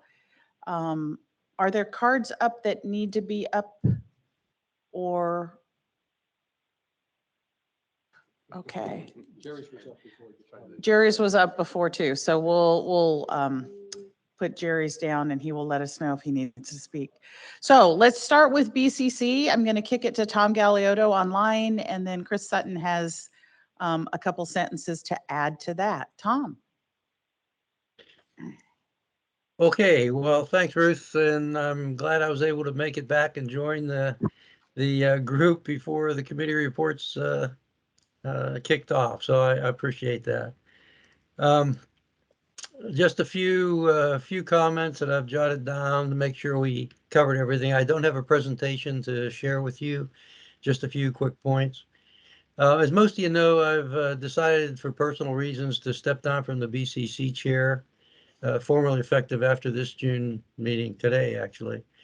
The BCC has elected Chris Sutton as an interim chair, and I understand he'll be serving in that capacity until the next election cycle for officers. I fully support Chris. We've worked closely together over these last couple of years, and I want to personally congratulate and thank him for his willingness to carry the ball forward for the BCC. Since the March meeting, the BCC advice, which we approved in the March full HAB meeting, number 312, was formally issued, and in fact, we received TPA responses from all three agencies in June. And unfortunately, similar to recent years and experience with DOE responses to our advice, it was somewhat disappointing in its lack of substantive detail. In fact, DOE stated in the advice response itself that the advice was not actionable since we recommended acceleration of several of the recommended 24 cleanup priority actions.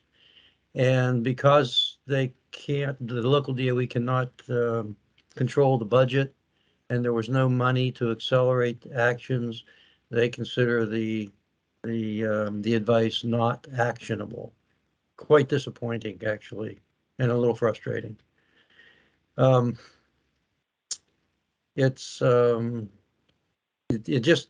response kind of highlights again the need for establishing improved cooperation and communication between DOE and the HAB going forward on cleanup issues. And we've mentioned this numerous times before. We can't seem to get the attention on that subject. In my opinion, it's a critical subject, not only for the BCC, but for the HAB overall, to open that line of communication up more informally, even if it is formal, more openly, so that we all have a chance to better work together.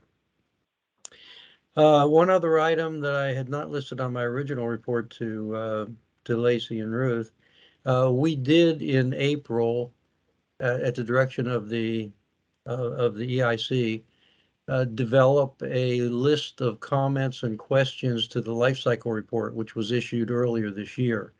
The deadline for the comments was late April. We had a lot of discussion about that. How could we respond? Should we respond formally? Should we have a consensus response from the board and so forth? Because of the timing of the issue and the need for getting comments in officially by the end of April, the EIC directed us to go ahead and review that document and develop comments from the BCC and share them with DOE as stakeholder comments, as opposed to formal HAB consensus type comments because of the timing involved. Those comments are available if anyone's interested in reviewing those or seeing those or documenting those actually for future reference when the next life cycle report comes out. We can certainly arrange to do that through our facilitation team. I want to thank specifically Emmett Jackson and Chris Sutton on helping in that. In fact, doing a lot of work in coordinating that effort on the responses to the life cycle report. It's a critical document for all of us, and as you know, it's gotten a lot of attention from the HAB as well as others in the community. Looking forward to near-term activities, and Chris may, I offer the opportunity certainly for Chris to jump in on this discussion in a second. But looking forward to some near-term activities for the BCC. The BCC is expecting a committee meeting in August. There is one, I think, on the schedule to go over a number of longstanding issues and informal discussions as opposed to formal presentations from DOE. On a number of activities, including the state of Hanford contracting, and some additional comments and topics potentially that Chris and the BCC will be working in July to determine if they should be also addressed in August. I'd like to close this report, I guess my final report as the chair of that committee, to sincerely thank the BCC Vice Chair, Emmett Jackson, for his invaluable support and contributions to me personally, to the BCC, and also to the HAB overall. He's done a great job. And also, I'd like to state my appreciation to all the members of the BCC for their support and contributions over the many months that we've been together in developing numerous BCC advice and informal input as well, similar to the stakeholder comments I mentioned earlier, over the last 5 years. And finally, I offer my best wishes for a more positive relationship between the HAB and DOE going forward. As I mentioned, it's a critical item and our community is depending on it. Thank you very much. And Chris, I ask for any comments that you might have. Chris, could you hold for just 1 minute? Emmett is actually in the room with us here in person. And so I wanted to offer he's rotating off the board. He's one of the folks we're losing. Emmett, do you have anything you'd like to say as outgoing vice chair of BCC? I know I didn't warn you I was going to do this to you. And thanks for highlighting that, Ruth. I didn't realize he was there. We still haven't fixed the in-camera thing here in the room. All right. Hello. Well, Yeah. well, thank you. It's a pleasure to be here. And, you know, when I first started on the budget committee, I'm going, why am I on the budget committee? Because my mind definitely doesn't think like that. You know, I'm more of a human resource type person. And it's been an interesting journey. I've learned a lot from it. Tom has really, he's got a passion for it. He's got a good knowledge of that.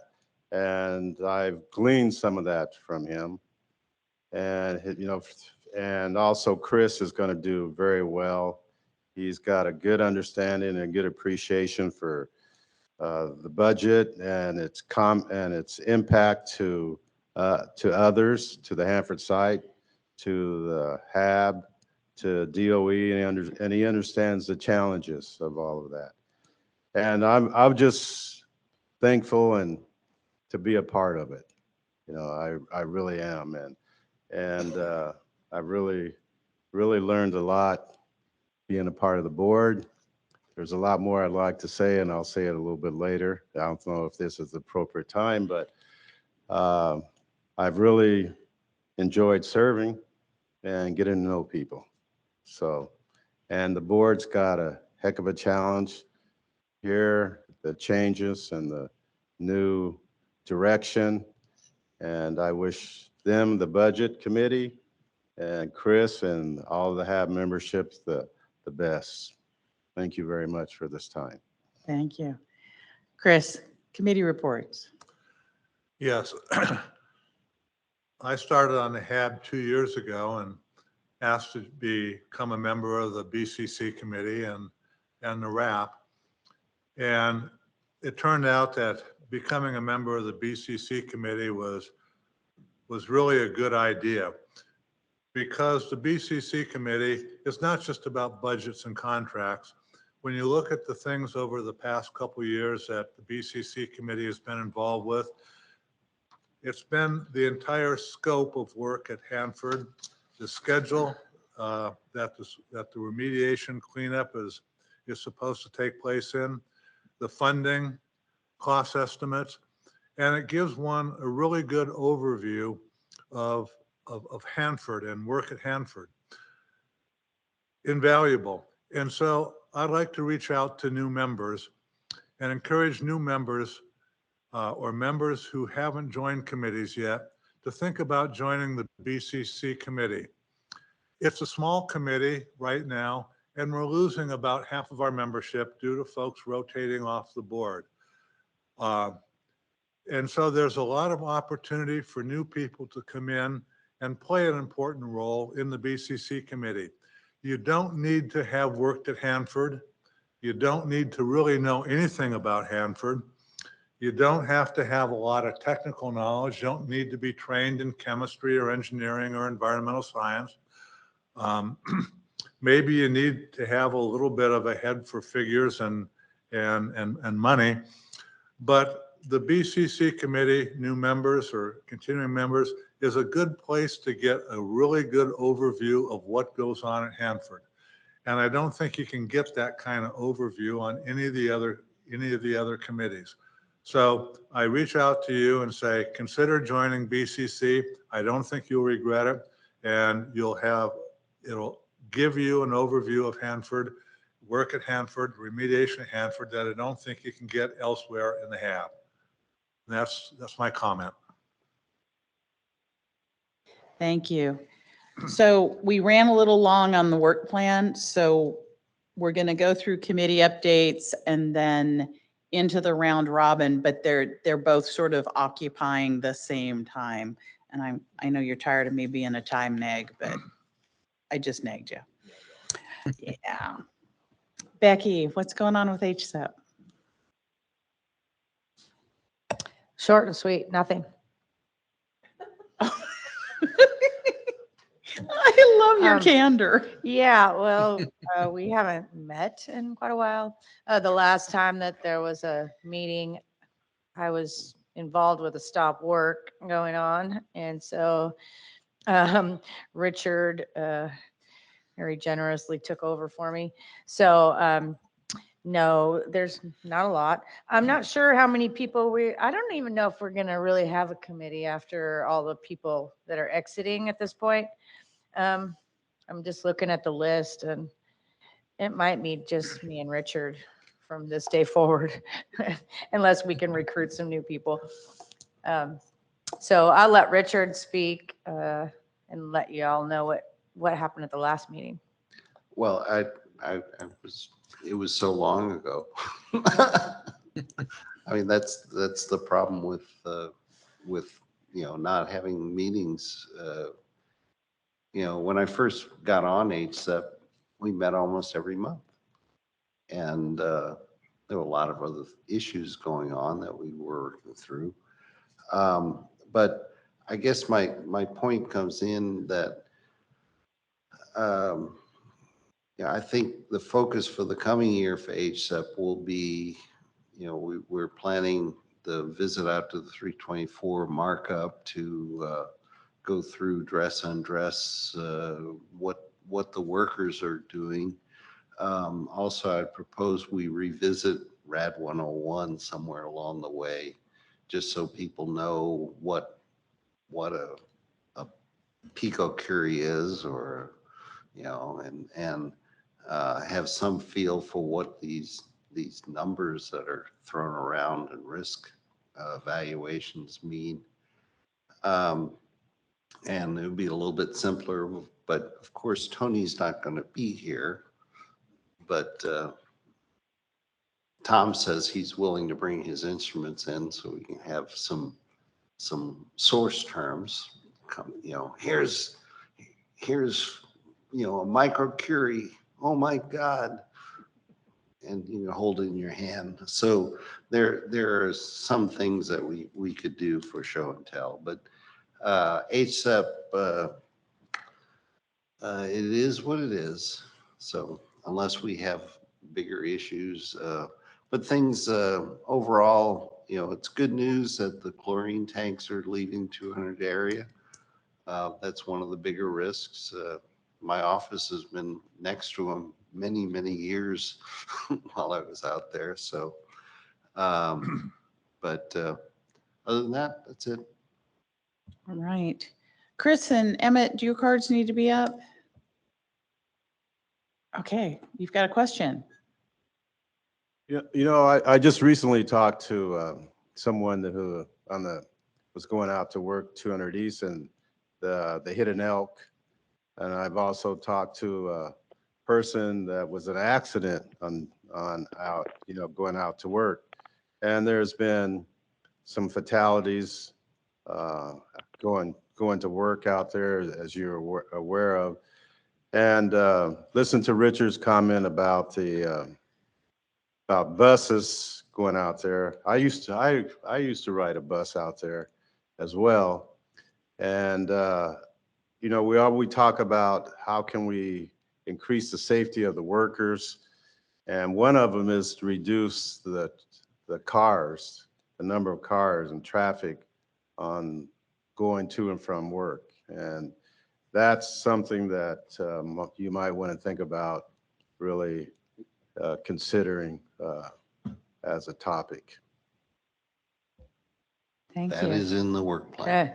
Yeah, and we've written 2 pieces of advice on just traffic safety and how we could reduce, you know, the risk to the workforce, as well as the carbon footprint and all the rest of that. So we're still waiting a good response.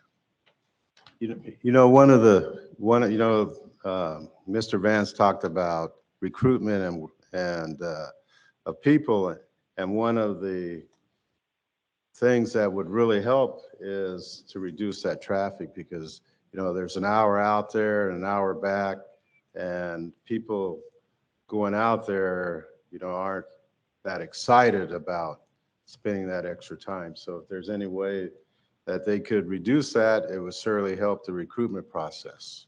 And also, if I'll level in the social justice aspect, but there are a lot of the underprivileged that can't drive out there. They wouldn't even consider trying to take a job out there because they'd be dependent on van pools, which evaporated under COVID. So. Right. Shall we move on to public involvement? Dan Solitz, are you still online with us? Yes, I am. I'd like to start out by thanking and acknowledging Jeff Burright's contributions. I'm sorry he left the board, but I hope he finds better sailing where he's going. I don't have much of a memory of the past, except for a lot of ideas being thrown around the future. I think we need to talk a little bit about where there was a provisional committee meeting set up for August, I believe, and I think we should have that. And I think we should take the ideas that are coming out of the roundtable on what new members need to know, and use that to set up an agenda for the PIC meeting coming up in, I think it's September or October. And beyond that, I don't have much to say. Thank you, Dan. For those of you who don't know, Jeff Burright moved on to a new position and is no longer with Oregon Department of Energy. And Dan is going to be the shepherd and the leadership during the packet gap for that committee until the new appointments. And then that committee will decide how it wants to move forward. So thank you for stepping in, Dan. Tom Cecilia. Hi, everybody. So RAP met last in April, which seems like a really long time ago. It's weird to have quarterly meetings. We got a presentation on the cocooning of K East, which was quite interesting. Then we had the rest of the meeting was very focused on prepping for the work plan discussion at the EIC workshop. We had a round robin about what questions still need to be answered about cleanup. That got some good engagement. We have requested a hybrid meeting in August. And I guess as of yesterday, we need to accept nominations for a new vice chair, which hopefully that interim election can happen in August. All right. The reason is since Jan has been elected interim HAB chair, the rule book says you can't have two leadership positions in the same person. So that's why that vacancy occurred yesterday. All right, Bob, let me get your stuff up. Oh, You're next. well, this is the Tank Waste Committee report. There it is. And I'm the chair. Susan Leckman is the vice chair. And as of today, we will be leaving the board. Susan had a doctor's appointment she had to go today. Our incoming leadership is Rob Davis and Marissa Merker. And I really like to thank them for stepping up. Marissa was telling me yesterday, it's just temporary, but once you get in these positions, as I can attest, it's pretty permanent. And I know Rob will do a great job. Next slide, please. So this is a statement of what the Tank Waste Committee does. I show it every time just to remind people that tank waste is basically the focus of what's going on, the major focus on site with the direct feed law and all the other facilities that you need to support that effort. Next slide. So we did have a meeting. Next slide. Sorry. On April 13th. And it was a different format that we've haven't tried before. And I'd like to thank Gary for bringing that to us.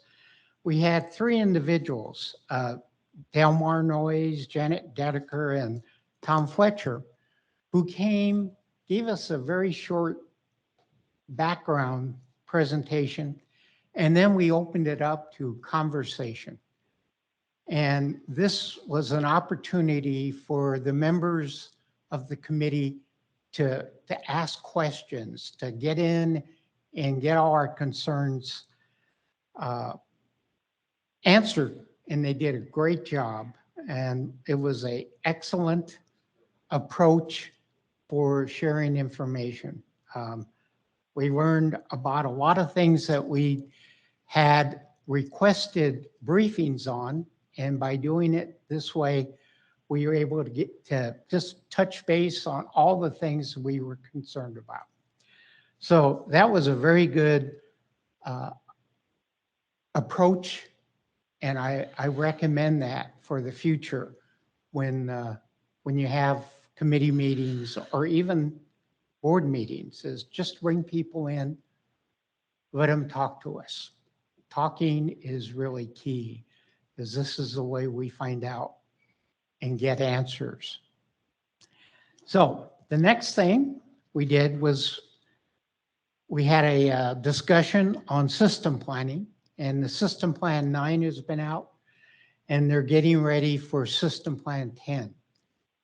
And so Jim Lynch from the old HAB days and Dan McDonald from Ecology were the people that came in, and basically they were asking us to give them input, give them ideas on what we'd like to see in system plan 10, because you got to come up with scenarios and then you put them in the system and turn the crank.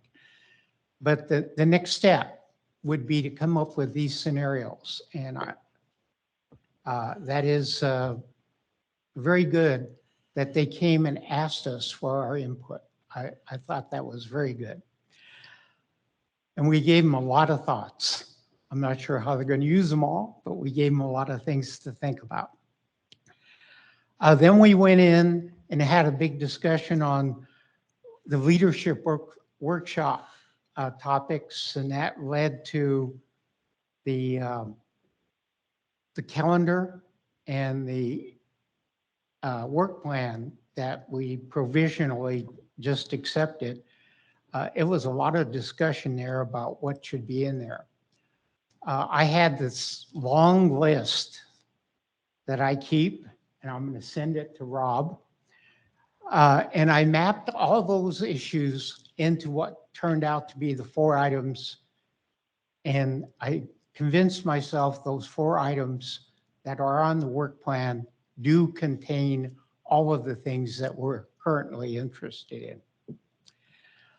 Okay, and then we went to our business meeting, had time for a very good open forum where we let people talk. Okay, next slide, please. Bob, would you permit me an observation on that Yes. meeting? The board has a number of different products it can make. And one of the unique things about this tank meeting was that the agencies were up against some planning deadlines that were going to preclude the ability of the board to create consensus advice and meet those deadlines. So what Jim and Dan did was they came to the tanks committee and they said, we're not asking for consensus. We want your input. And so the design of that discussion was the broad input from individuals on that committee. And we literally captured that on basically a flip chart and sent them to the agencies raw. Mhm. It's not a consensus product. Oh, yeah. But the agencies wanted input in a very constrained time frame, and the committee was able to offer that. So challenging you to think outside the box. Yes, advice is one thing you can do. There are other ways to provide input that can help out the agencies. So we had a very productive meeting when you talk about conversation and input. So that was, I think we provided a lot of good information. So next slide. Mike, are you on this one? I After, see. okay. Keep going. Estevan's card's up. Oh, you on this one? Okay, jump in. Yeah. And on that note, me as a new board member, and I think what Bob said, and I think, like Tom, they've really been helpful, because for me, this was like extremely technical information that I had no clue on. So like when I had the chance of attending the meetings, like Bob mentioned, it got me really up to date about like, okay, well, this is what's going on. And I think you keep hearing it like, okay, well, this is an issue, especially like with Bob, everybody's like, how are people going to deal with this, especially the agencies and everybody else? So that was really helpful. All right. Quick, slide 4, Bob. Okay. So we had a committee call, and we are requesting a meeting for August 10th. And this list of items are the things that we said, gee, we'd like to hear more about. At that time, Gary pointed out that because of the number of members that were on the Tank Waste Committee, and we are not sure how many we have left on the new appointments, that there's some concern if it's really worthwhile to have a meeting or not. So I'm requesting that we have a July call just to finalize, committee call just to finalize the agenda and see what's really available. So with that, I'd like to say that it's really been an honor to serve as the chair for the Tank Waste Committee these many years. And it's also been an extreme honor to to work with all my friends that I see around the room as a member of the board. And with that, I'd like to ask Rob or Marissa, do you have any comments or things to say? Thanks. Actually, I'm kind of going on your leads, and I can't wait to get your notes that you're going to send me. But I can promise that we will try to discuss these items and see where we can apply and come up with recommendations for the board for advice, and then work ourselves through the EICs to see that that's completed. So thank you. Marissa? Just want to say thank you to everybody who's leaving that I've had a chance to learn from, and I really hope you'll keep attending and attend the IM meetings as well.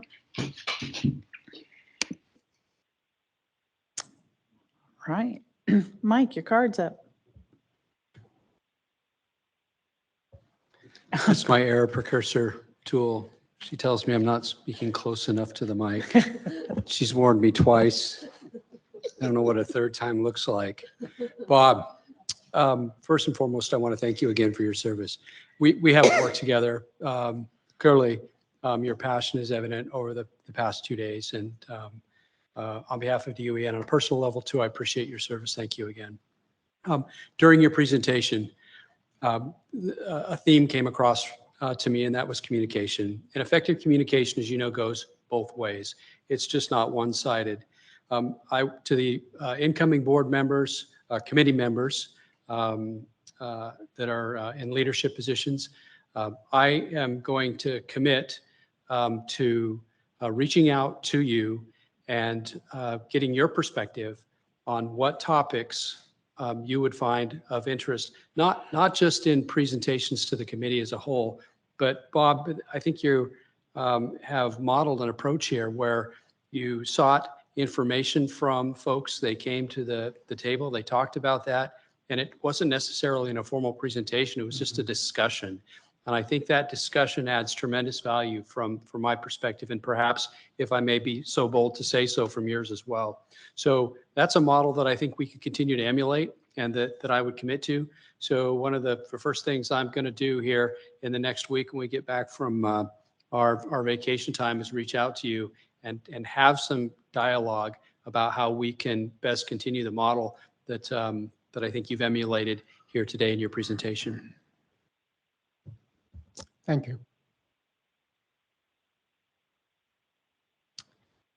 So at this point, I'd like to transition into, excuse me,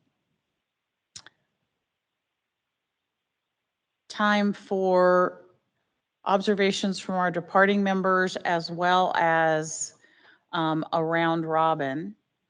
Let me pull up. Gosh, can you see that question? So the idea was to offer another opportunity for board members who are leaving to share their observations, as well as those of you who are staying on. And the question is, as you reflect on your time with the HAB, whether it's been a long time or maybe a shorter period of time, but as you've been working with the HAB and thinking back, what do you wish you knew or wish you understood when you joined the board? Both as a reflection on your service and as help for new members who are coming in. I wasn't going to go around the room, although I was going to just say who wants to jump in and share their thoughts. Tony.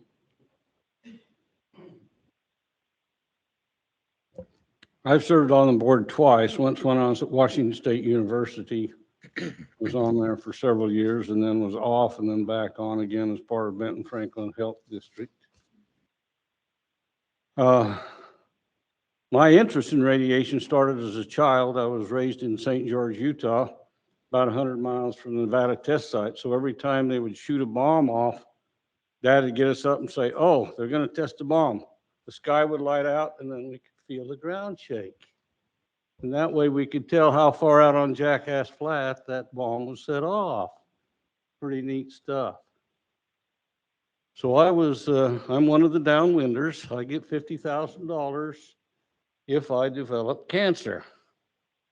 It doesn't matter whether it had anything to do with the fallout or not.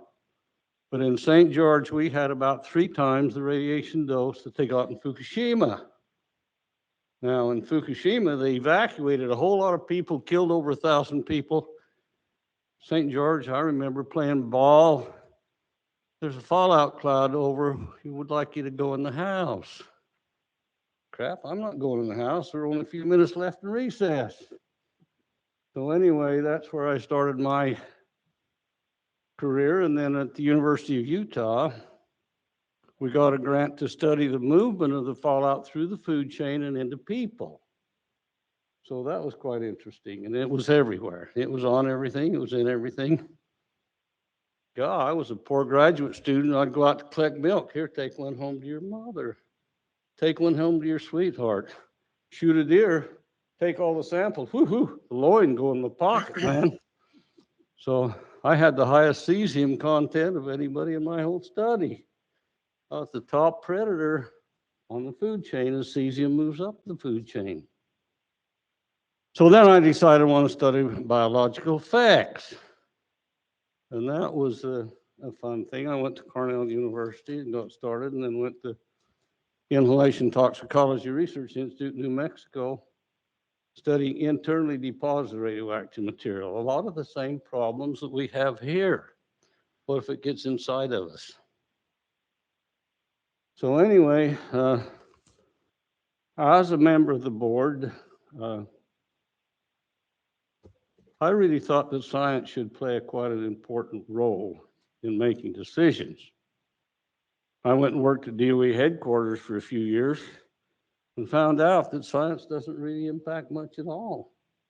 Politics, perception, all of these things are what drive the system. Oh, we've got some scientists over here working on that. Okay, that's kind of where we were.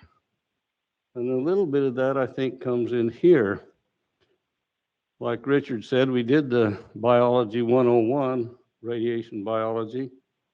I think the new people coming in need to understand just a little bit about what radiation is and what it isn't.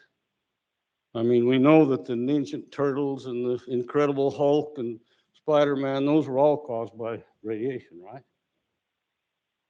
But what we really need to know is what the bases are.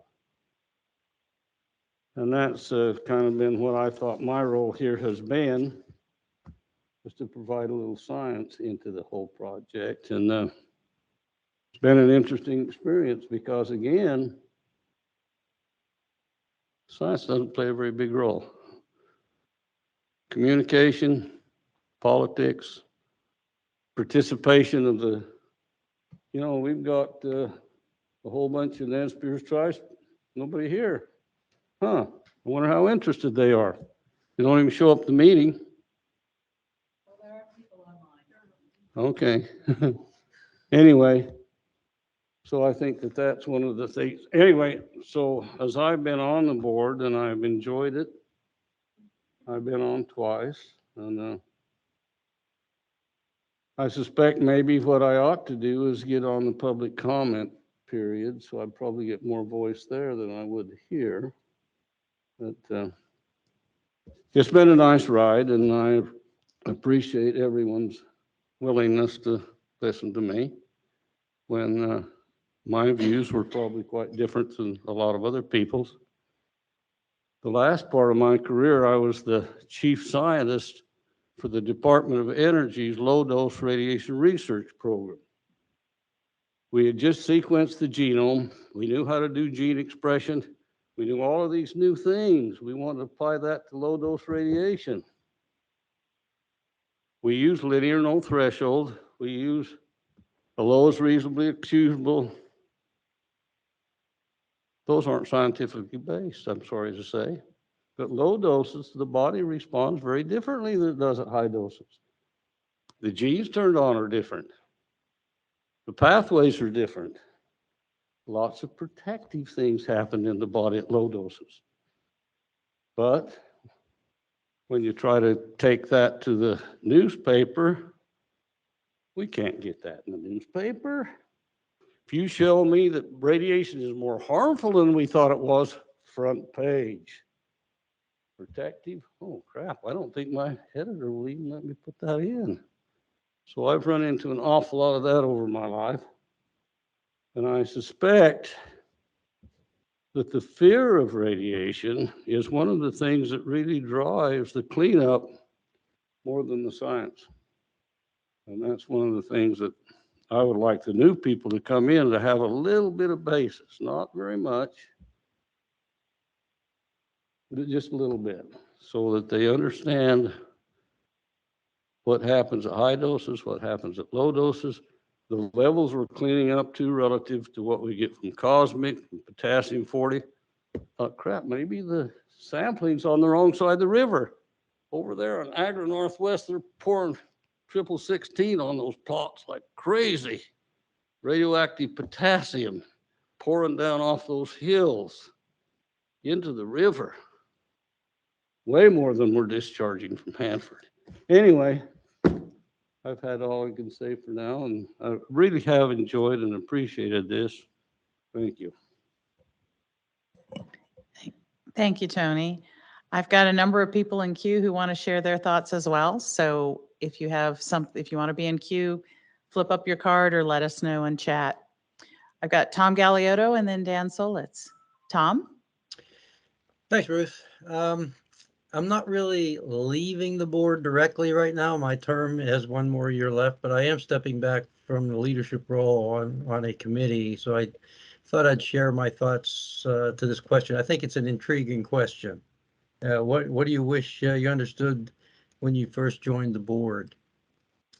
I came in pretty excited about doing wonderful things with the board. I had been trying to get on the board for several years, and finally was accepted to join the board. So I came in with a lot of ideas, and I quickly heard the same kinds of themes from numerous people. We tried that before. You can't do that. TPA agencies wouldn't like that, and numerous other things. So my advice that I'd offer to the new members, from I'll say a point of wisdom of past experience with this, is that there'll be challenges. There'll be difficulties, there'll be frustrations as roadblocks to your efforts. But there'll also be successes and opportunities to excel. And so try to keep a positive attitude, fight through the frustrations, and keep focused on the positive impacts that you can have for Hanford cleanup. I guess that's my advice. Thanks.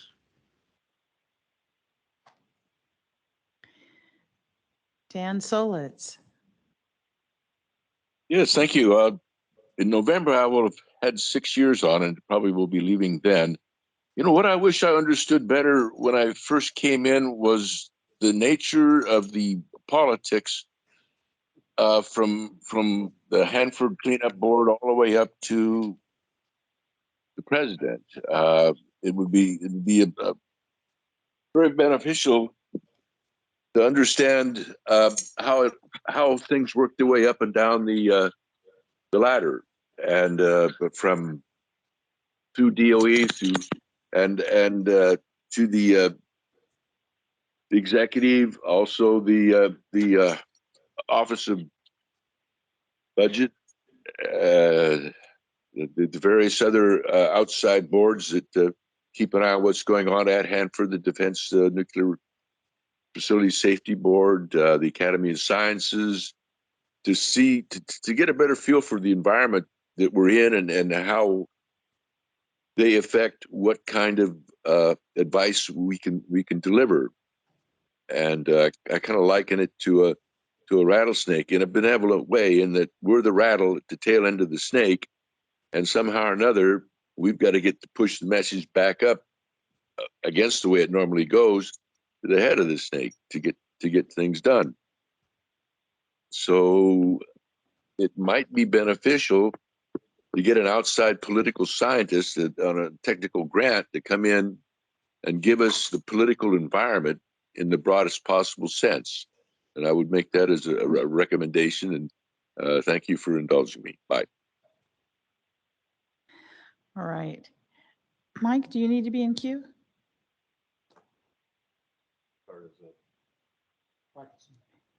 Yeah.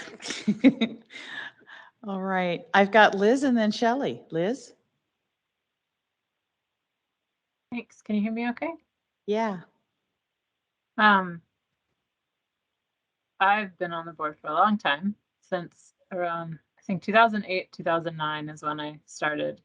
And it was shortly after I first became aware of Hanford and got involved working full-time on Hanford issues in 2007.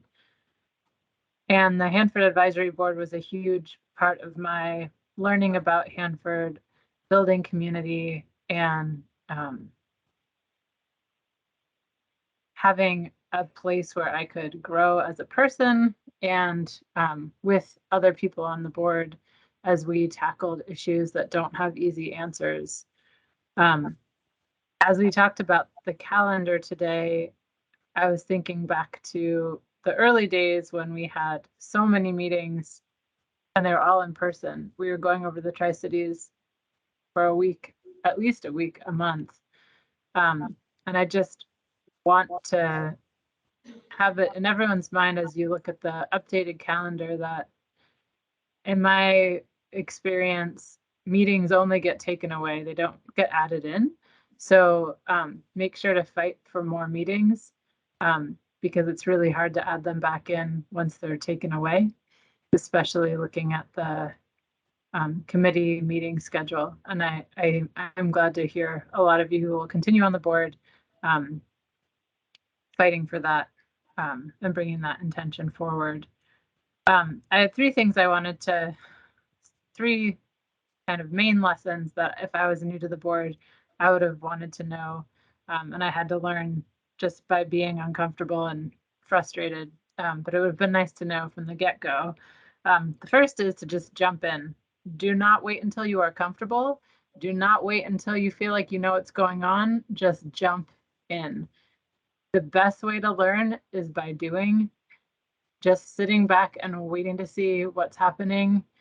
You'll learn a lot faster if you jump in and get into the mess of advice writing and issue managing and leadership.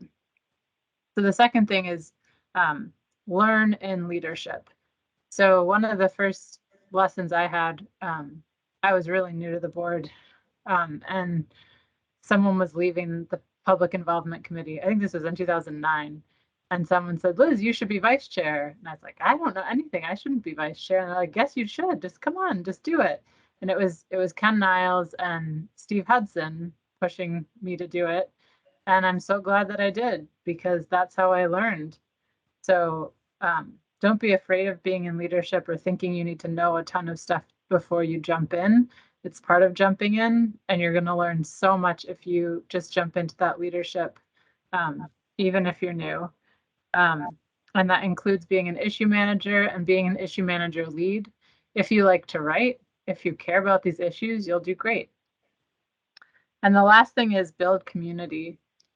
One of the most important things the board provides is a space for people to build understanding across differences, different political beliefs, and backgrounds, people with all sorts of stories.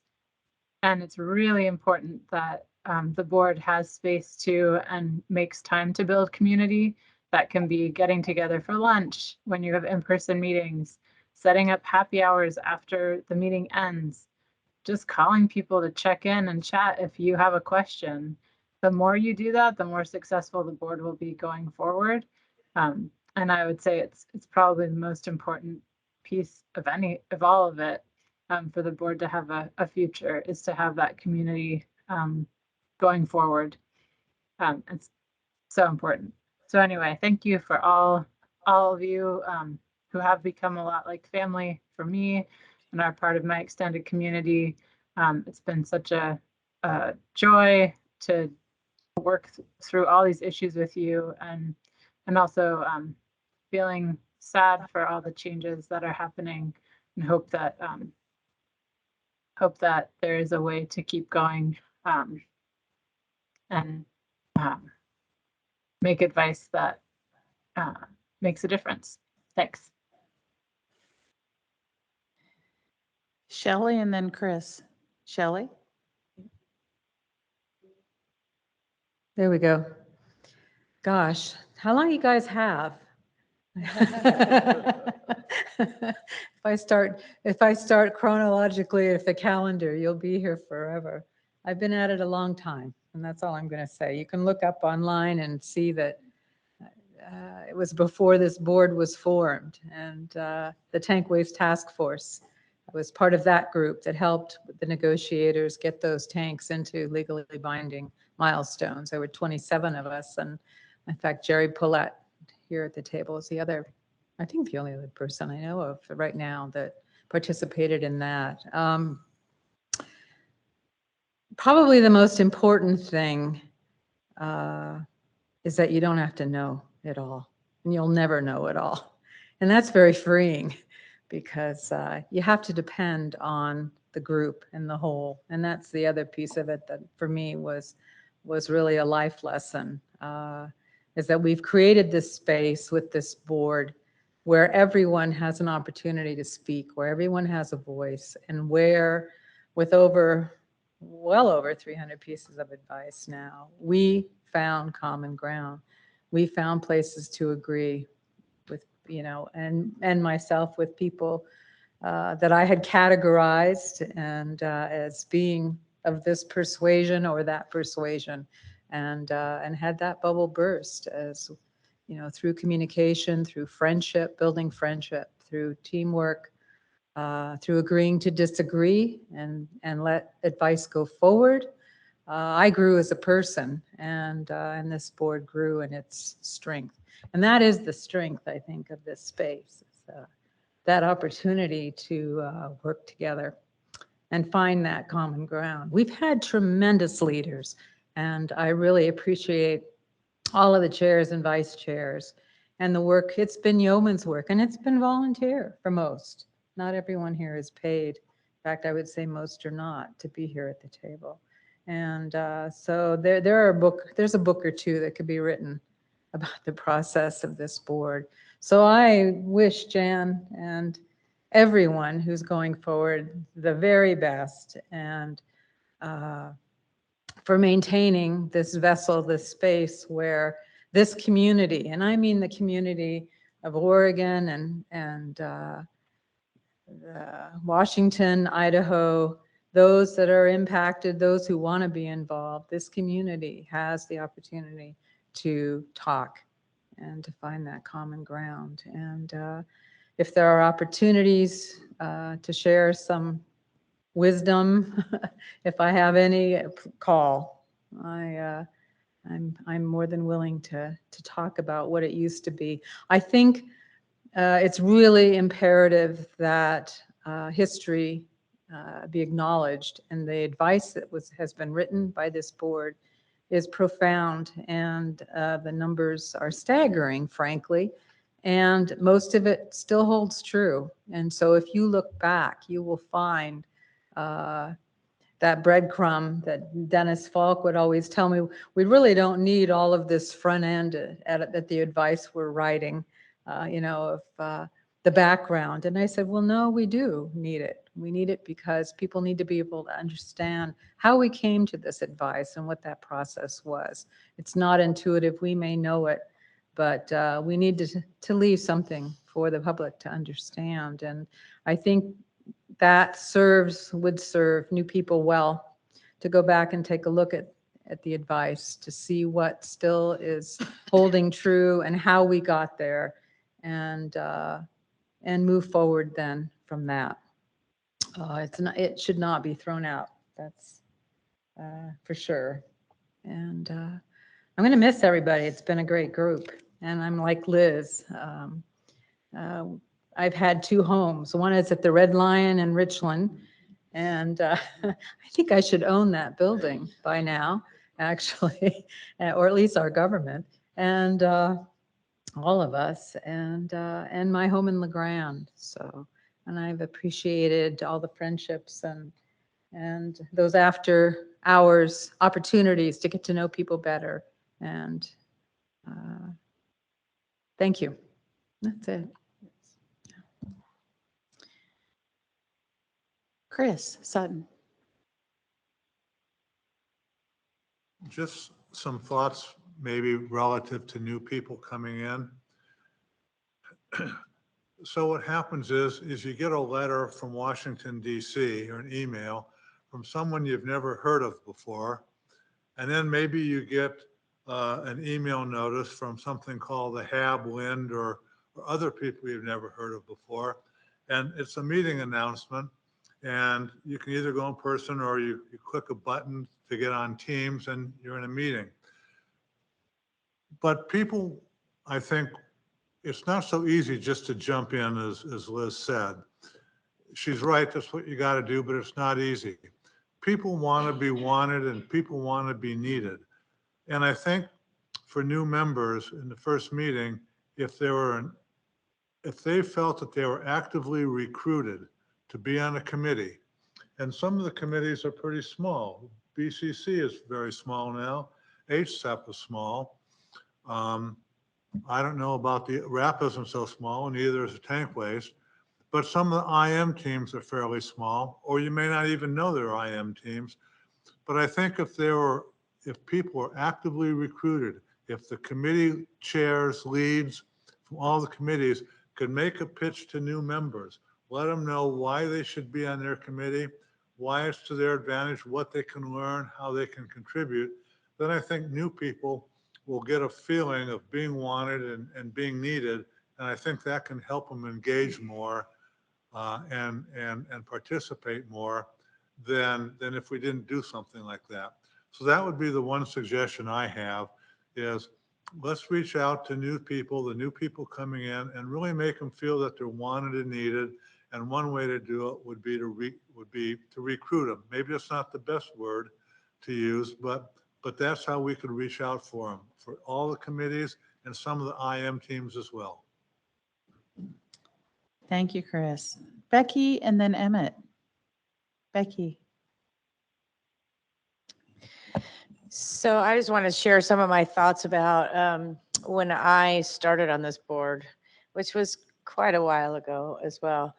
But, you know, there were a lot of people on the board that I looked up to. And so when I first started on the board, I literally could not even put the microphone in front of my face, which is very surprising, I know, to a lot of people because, you know, I could talk a lot, you know, most of the time. But I was so just having the microphone in front of my face, I would shake and they would want me to say something. I'm like, no, I'm good, okay, you know. So eventually I got over that stage fright. And, you know, there were some people that helped me along and they kind of created a monster along the way, I think, you know. But, you know, there were people on this board that had been on the board for quite a while. And, you know, I come to this board as a worker. I live and breathe and talk and walk, you know, Hanford. And, you know, I've been on the site for a long time and it is my passion. And so the health safety committee, eventually they said, you know, you should be on that committee. And I said, oh yeah, okay, I'll be on that committee. And then next thing I know, it's, we need a vice chair. And I said, no, can't do that. Yeah, the same thing. Like, I don't know. I mean, I know, but I only know what I know, but I don't know how to lead a HAB committee. So I did it. And so I was the vice chair for quite a while. And then, and Mike Karenko was the chair at that time. And then unfortunately, Mike's wife passed away. And so the vice chair got to take over the chair position. And I believe I've been in that position ever since. I was saying earlier, it's like Hotel California, right? I mean, you can, once you're there, you can never leave. That's how I, you know, that's how I felt all these, all these years. Like, I don't know, you know, I keep saying I'm not going to do it anymore, but somehow I keep coming back to it. Right. And I just want to echo what Liz was talking about, the sense of community, because that is the biggest thing when I was new on the board. You know, we represent Hamtech, we represent over 3,000 metal trades workers on the Hanford site. And I was used to talking to them, and I was used to dealing with them, you know, in our own little world, labor, you know, labor union, but talking to different people from the community, it was different. And we got to know each other.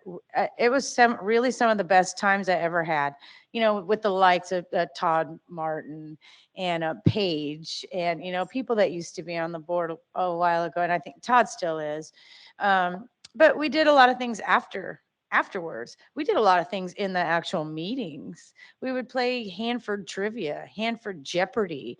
You know, we would do things like that that got people involved. I mean, it wasn't all serious all the time. And so it was nice to actually be able to laugh and, you know, have that sense of community with your fellow board members. I think we even played Twister, Hanford Twister one time, which was which was very interesting, you know, when you had a skirt on playing Hanford Twister. But, you know, it was just a lot of fun. And, you know, we did that stuff. The regional meetings that we had, you know, I stress those a lot, because those, I felt like we were really able to reach out to other communities. This is a regional board, and we were able to talk to people from, you know, other places. And sometimes they would talk to us scared to death of Hanford. And I was really in my element in that situation, because I am a worker. And so, you know, when they would say or ask questions, I'd say, oh, no, you know, I work there, and I mean, I'm fine. You know, they asked me if I come out with burns on myself, you know, and things like that. I'm like, no, we don't come out with burns on ourselves. But those were some of the most successful meetings that we had. And in Portland, in Seattle, and where was it? Lewiston, Hood River, Spokane. We had a whole room packed full of people. And we did Hanford 101 after the meetings. We set up little stations, and people went around, and it was very, very effective. And I think we've gotten away from that. A lot of people don't even know what the HAB is. You know, what does that mean? What's the HAB, you know? Oh, I read about it in the paper, but I don't really know what it is. So I think, you know, doing some more of that outreach. And so I think for the new people, I mean, something that can get them engaged, you know, as well as we've done this out on the site when we have a lot of new people, trainees, and we've had a lot of them come in just through attrition. And so we have assigned a mentor to each new technician that comes in. It's like in my group, you know, we've assigned a lead or someone who's willing. You know, you can't tell somebody they have to do it, but someone who's willing to take someone under their wing and show them, you know, or be there to answer their questions for them. Just having that mentorship, it's a lot. It's almost like having a sponsor in AA, you know, like, you know, similar to that. And in closing, I just want to say, last night I was sitting there at my house, and I thought, I'm not sure if I have this, like, if I just had like a near-death experience with this whole situation that's going on here, or if I have like survivor's guilt, like, okay, the plane just crashed, and I'm like I'm like the last survivor. And I know I'm not the last survivor, but, you know, me and some of my other close friends will still be here. But I really thought about that. I thought, I'm not sure what this is or what I'm feeling about all this, but I do know that I'll miss a lot of, you know, the people here, and hopefully, you know, we'll all keep in touch, and you guys will all still come. And I appreciate everybody that paved the way, you know, for us and for me. Thank you. Emmett. Thank you. You know, one of the things that I think about is that would be helpful to new members. When I started was the mentorship, and, you know, from Liz and Shannon, and Jan even took me to lunch one time, right? And she paid for it, which was nice. And they took their time to educate me, you know, about the processes and what happens and what different things mean. And I think that's really important because once you start, you know, you're really, well, you're happy to be there, but you know, you're thinking about, well, how can I contribute? How can I make a difference here? And that guidance really makes a difference to help you maneuver and really understand where you can make a difference. You know, I started on the site at when I was 16 years old in the summer. I worked C.J. Mitchell and Battelle. They started a youth opportunity program, and I worked at PRTR.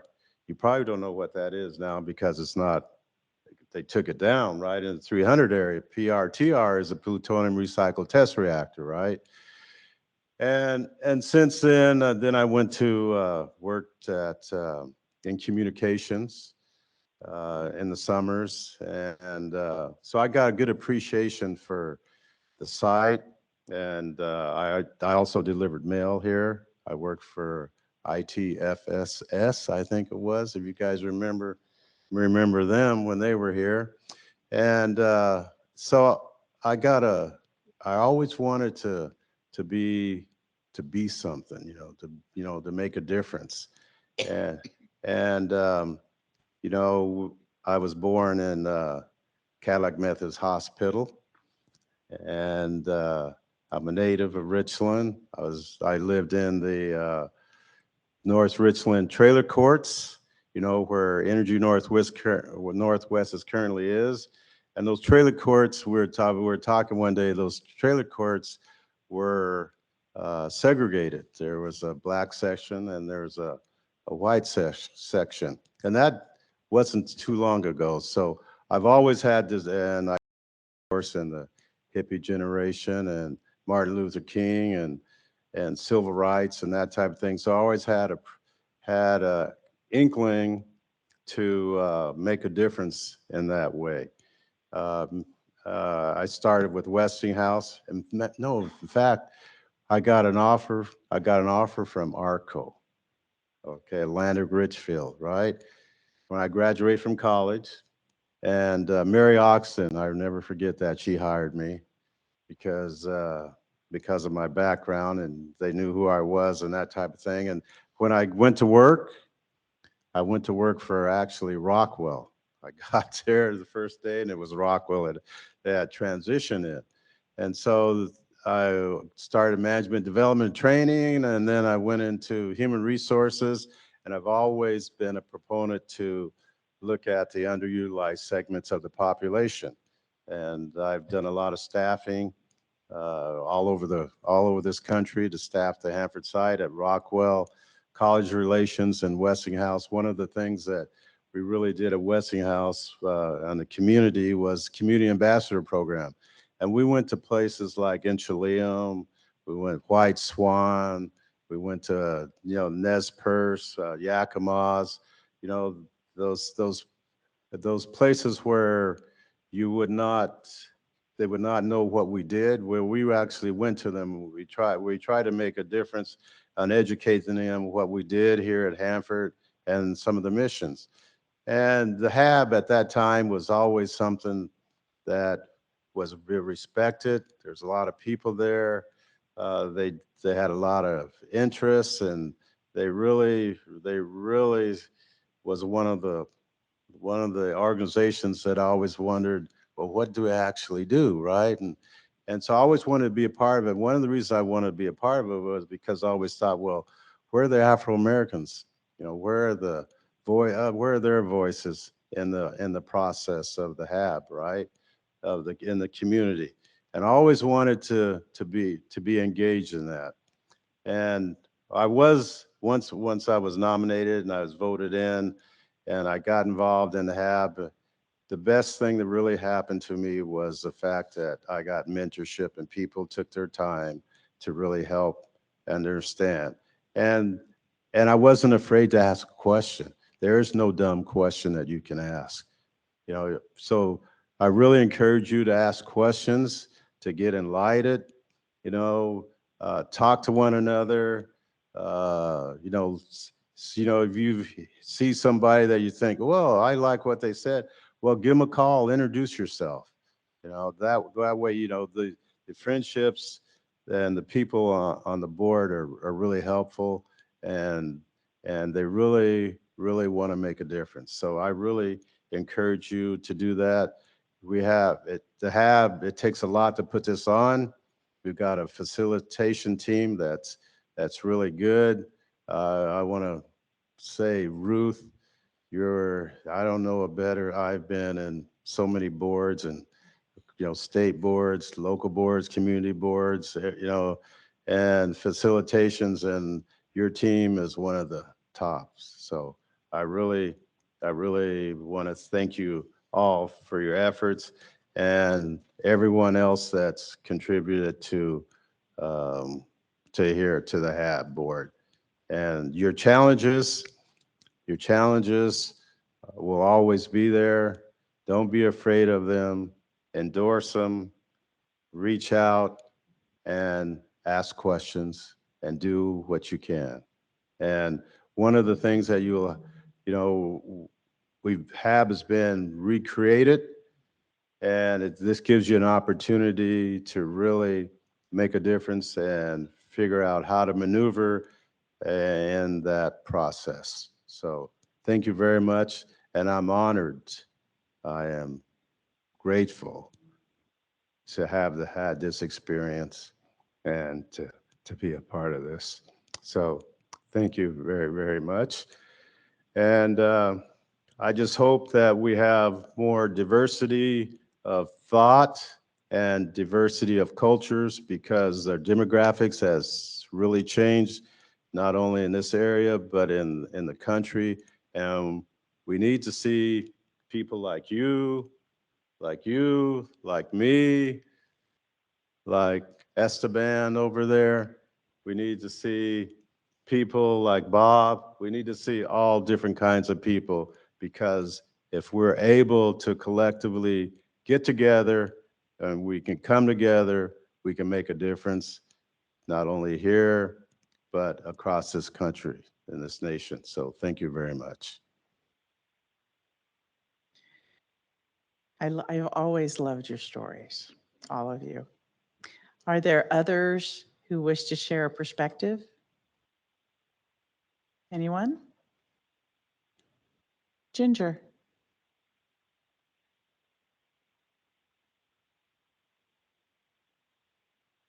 Hello, thank you, Dave. So this is really hard, and I have really struggled with the changes that are coming, because I'm deeply, deeply concerned about the loss of institutional knowledge. And I will make a personal promise to you all that I will continue to fight to ensure that institutional knowledge is not forgotten as long as I continue with the Department of Ecology. And we are talking about doing oral histories. And so expect to hear from me, because I will be asking for your stories to be put into a digital form, and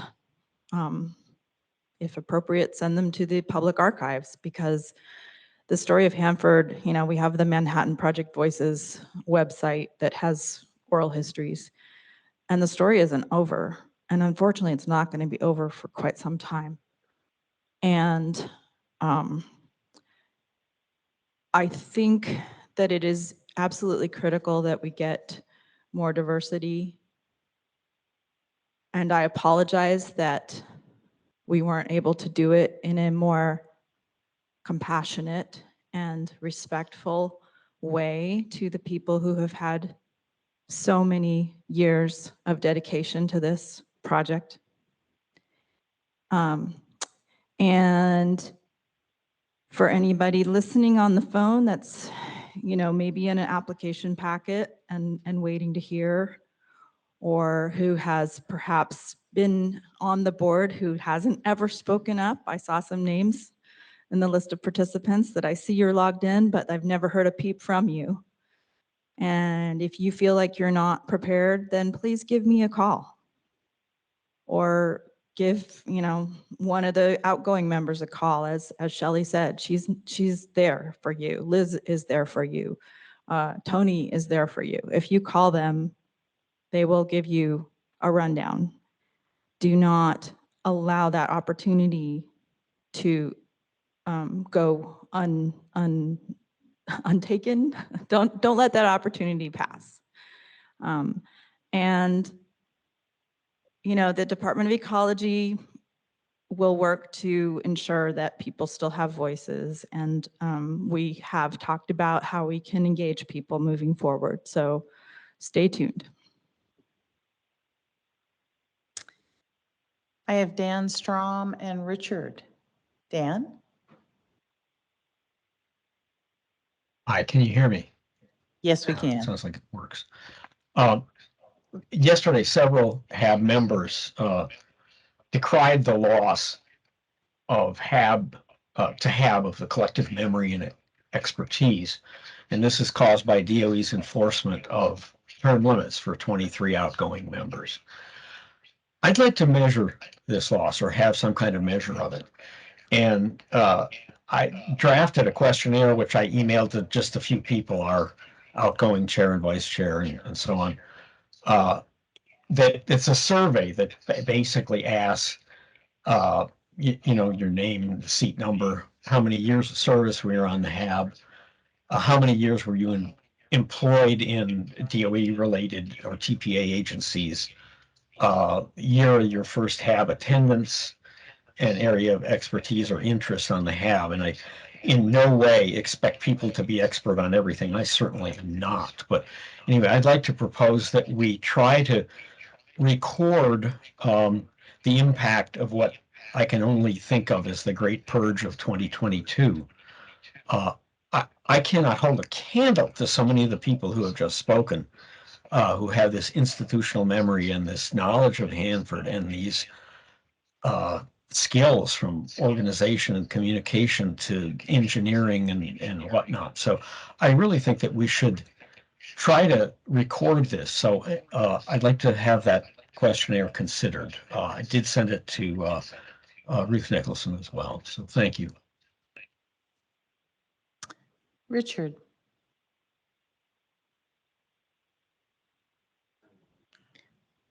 I'll even turn my picture on. I've been on the HAB since I came on council, basically. But, it's interesting when we talk diversity. Diversity is not race. It's not necessarily culture. It's experience. And, you look around the room and how diverse is this room? Yeah, Jan, you have no clue what it's like to work out on site, do you?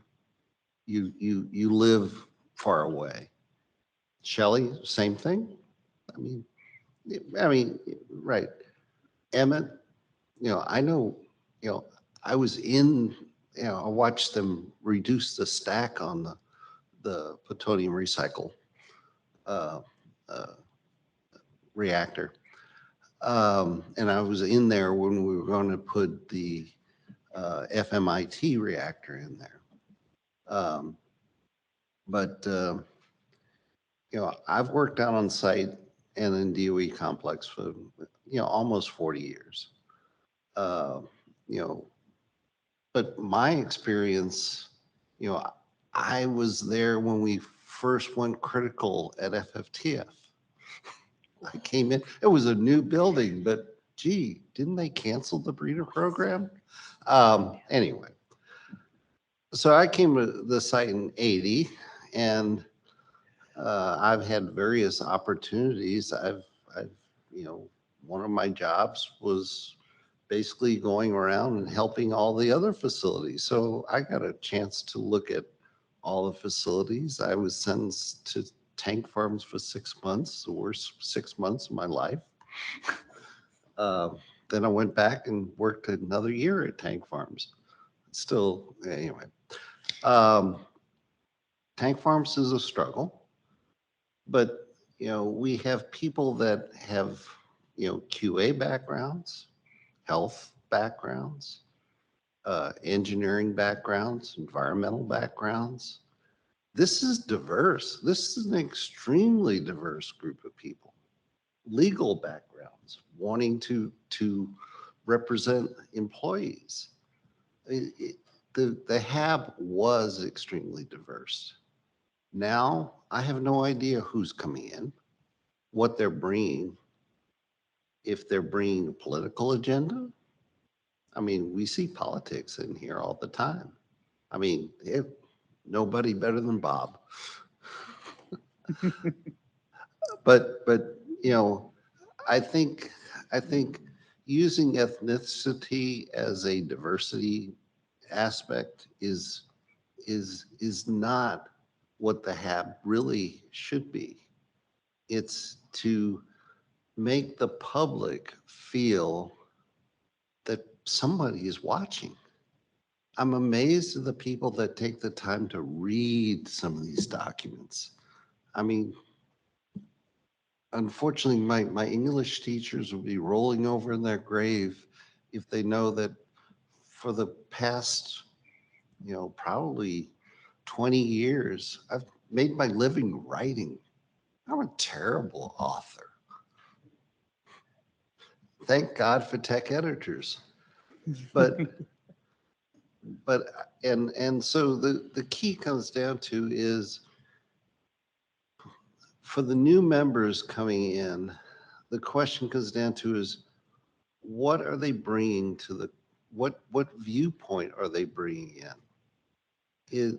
I don't believe a bunch of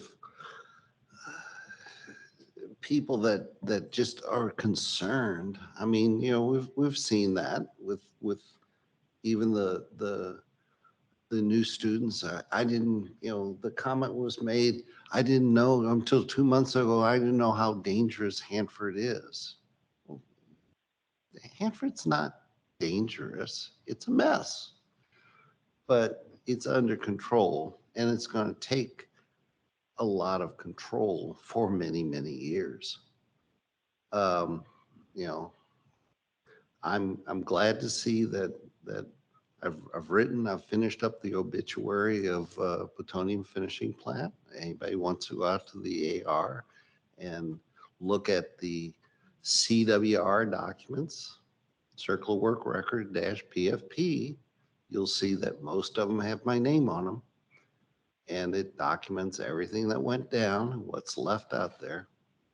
So, but again, that risk, PFP was not near the risk of what I saw when I went to Rocky Flats. Rocky Flats was a place in the middle of a huge population. It was just waiting to burn down. It scared the hell out of me when we did the initial walk downs. So there's a lot of risks out there, and it's imperative for us as the HAB to discuss these risks and bring our individual diversity to that topic. And that's the key, and give the advice as a group, the consensus advice to DOE. And unfortunately, sometimes I think our advice goes a little overboard. We tell them everything we're thinking. I remember a person make a comment about a class they went to, and the comment about the instructor was she was very knowledgeable. Unfortunately, she decided to share it all with us. So, I mean, the thing I would suggest to the board members coming on is to get to the point, to get get the highlights. Don't feel that, oh God, we didn't say everything. We have to say what's important. And I agree, we have to have the background of how we got there. But, that's why, when we have a piece of advice with 17 advice points, we're wrong. It's, let's get to the point. What do you want to get to do? So that's my advice to the oncoming board is be succinct and let's not advise DOE of let them know everything we know type of thing. Just what do we feel appropriate? So that's my point, my advice. Steve?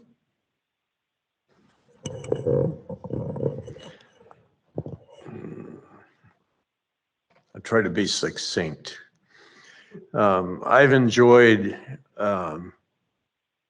various relationships with the HAB over a number of years as a contractor, as an employee of the federal government, as a member of the HAB in my retirement. One of the things I've always appreciated about the HAB is that I could see people being able to say what they thought. Sometimes I get a little frustrated that some people talk a lot more than other people, but that's part of the challenge when you have passion. If I have anything to suggest for the new members is when you come in, you need to know who's on the board. You need to know why they're here, and you need to begin to collaborate those differing ideas. As I've watched the board over the years, there's always been an issue in the back of my mind of what about the quiet ones? What about the ones that really know stuff? Because it's not just the extroverts that have stuff to offer. I heard someone recently say, the world should be run by the introverts, but nobody will listen to them. So I would urge that the new members be well informed on who are the other participants in this board. Not only who they are, but why they're here. What kind of ideas do they represent? The intriguing thing about an issue like Hanford is there's almost nothing you don't need to think about. You need to think about a lot of different kinds of stuff. You need to think about money and politics and dirt and water and wind and stuff that you're scared of, and try to understand why you're scared of it. I can say that it's been a real honor to be your chairman for a short period of time. I appreciate the fact that you trusted me to do that. My suggestion to the new leadership is you've got some rebuilding to do. We've got to get this organization back to a level that's respected and trusted, and that's not gonna come easy. Change is always challenging, and the thing to look for is in that change is the opportunities that can be built upon, and finding ways to evolve into learning from different organizations that you don't normally get to listen to. Environmental justice is one of those topics that you need to learn from, not just the people you normally learn from. You got to find ways to listen to the community. And that's not something that the HAB has done in the past. So there's some new techniques need to be tried. Some new ideas need to be brought forward. This operation is going to last for a long time, and the HAB needs to be a part of it for a long time. There's different roles. DOE has its role. Ecology has its role. EPA has its role. it's a partnership of unequals. HAB has its role. When Peter Drucker wrote about partnership of unequals, he was really talking about the fact that you have a objective, but you have different roles. So you're unequal in the sense of you have different roles, not that you are one above the other or there's a hierarchy, but the HAB's role in the future is very real. It needs to be realized and it needs to be reinforced. And those of you that are leading it in the future are stepping into a challenge that we all really appreciate you taking on. And those of us who are no longer on the board still have the passion. I mean, I've been doing this for over 40 years in various life forms. And so it's kind of in my blood. So I'll find some way to dabble with it in the future. But I think that somehow we've got to get to the point where the HAB is recognized again for its diverse opinions and roles and offerings and doesn't need to be replaced. I know that Jerry has some real concerns about, well, geez, what are we going to do now? You know, do we need new state advisory boards? You know, there's a lot of ways this thing can play out, and it's going to be up to all of you to play it out. And the energy will result in what the future is going to look like. So I just ask you to stay with it, don't give up on it, and look for the opportunities that this kind of change can create, and make sure that you know who's coming in and why they're coming in, and not just make it guesswork. I don't think I've met half the people that are on the board, and I know none of the people that are coming on the board, and I know the people that are leaving the board. So it's going to be a tidal wave. So hang in there, and thanks for the opportunity to have played.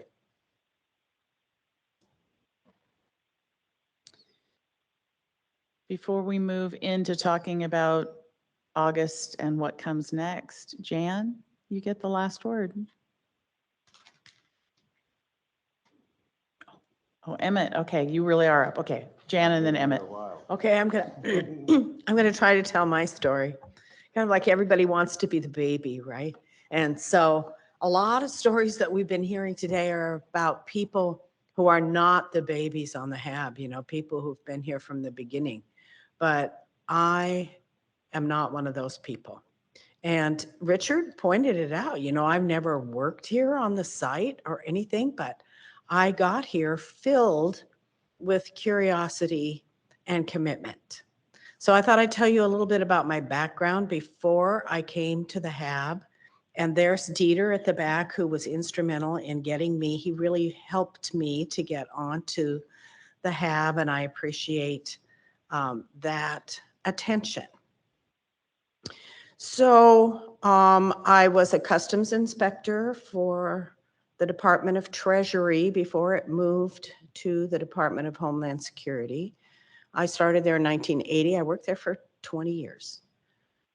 During that time, I became an expert in cargo issues and then an expert in hazardous materials and transport. And then I was appointed as the Radiation Detection Coordinator. So the Department of Energy was building prototypes for radiation detection because the former Soviet Union had fallen. There were orphan sources. There was a lot of stuff out there that the United States needed to defend against. And so I was in the, I guess, enviable position of being a part of what was called the Exodus program that made sure that we had a robust response to the threats that were out there having to do with radiation. So turns out that because we were a land border up there in Blaine, and we were within kind of close proximity, I got to come to Volpen Test Hammer Training Facility a number of times while I was active duty customs inspector. So I would go on TDY and we would meet with these foreign delegations from Ukraine or Russia or Estonia or Latvia, where they had a training program for foreign officials for foreign border control agencies. They had a really cool training program out there with sources and detection equipment. And, it was a fun program. I was happy to be a part of that. And it lit up in me the kind of curiosity about this place that is vast and well-developed and kind of semi-secret and so much to learn about, because you knew that it was from World War II and you could hear some of the background, and maybe we got to see Reactor B with these foreign delegations, and I just went, oh, I would really like to participate with this, but you can't know how, right? You can't know how. And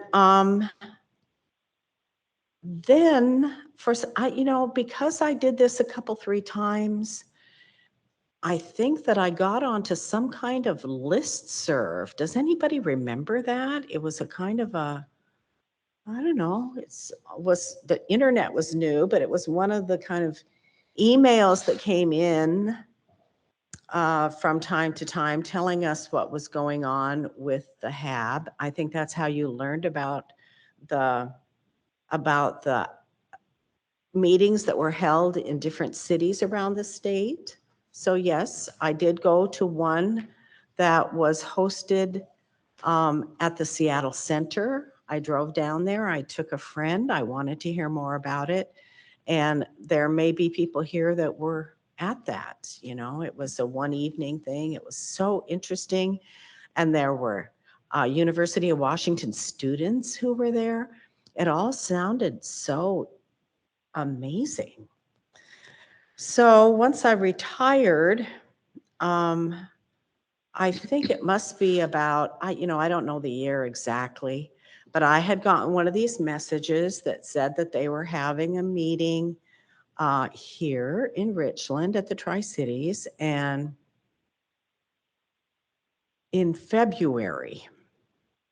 And I remember thinking, if they're ever going to believe that I would do this, I have to drive across the mountains in February and show them that I will come, even though there are obstacles.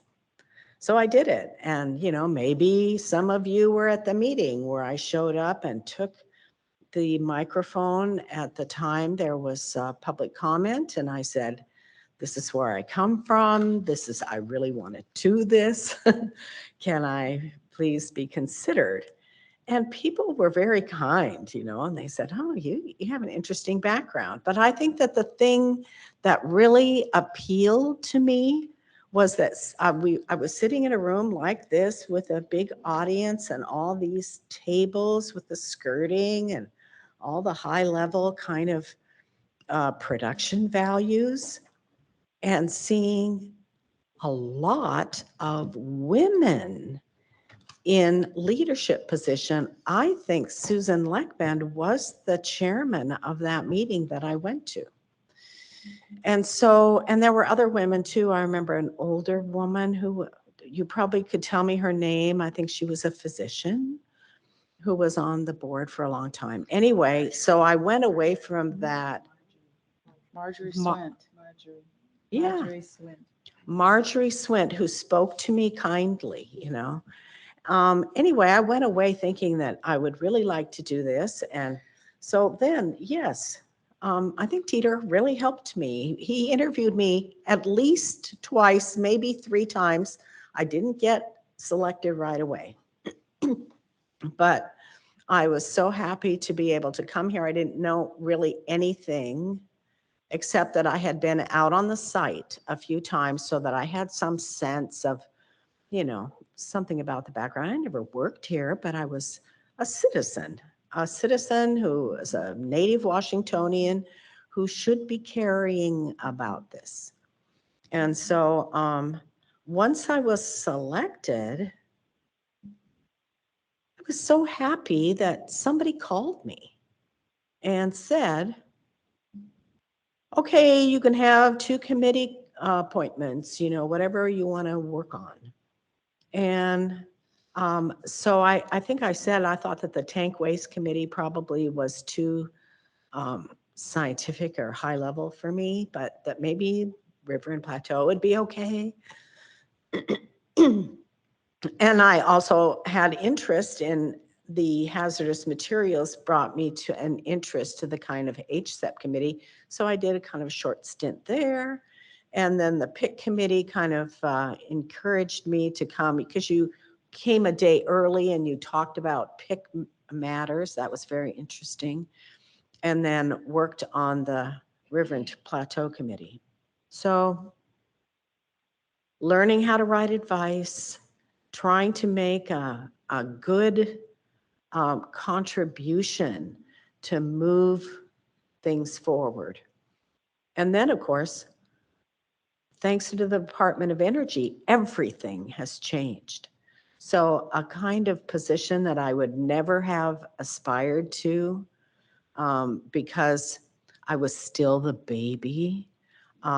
Now, suddenly, a lot of the people rotating off, there was an opportunity for me and encouragement so that I could kind of aspire to try this. So thank you very much for your confidence in me. And although I haven't worked here on the site for years and years, I have lots of experience with the federal government. So on the headquarters level too. So I have some background in, and I hope to bring a kind of diverse set of skills to this job, however long it lasts. So thank you very much. Emmett. Yes, one last thing I'd like to talk, you know, we talk about diversity and what it means and that type of thing. And I was very interested in listening yesterday to the conversation about environmental justice, and the people that it affected is usually underutilized segments of the population, particularly in this case, it's the Native Americans. But I spent 5 years in DOE working with Santos Ortega.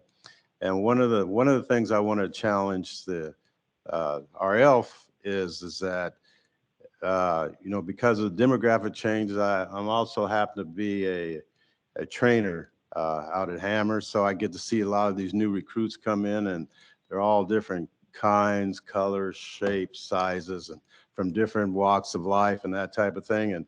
And on this, I do represent the non-union, non-management employees, and so because of that, I really challenged the RL to provide some more assistance as far as management and training.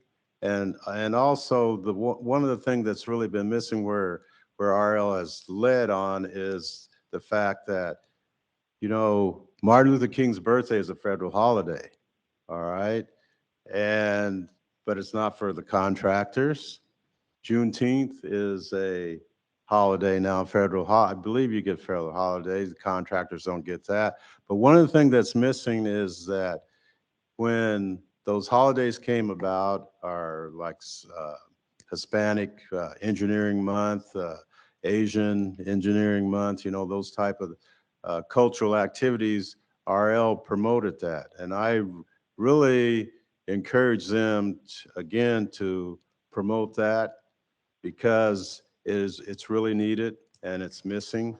There's a lot of, consternation within the workforce. We've gone through this pandemic, we're trying to get out of it, and seems like we might be going backwards, but I really challenge you to take a look at those things and I know you're going to do what you can. We got a new board to help make it successful. So I really thank you for this time. And again, I appreciate the opportunities to be here. Jan, is your card still up?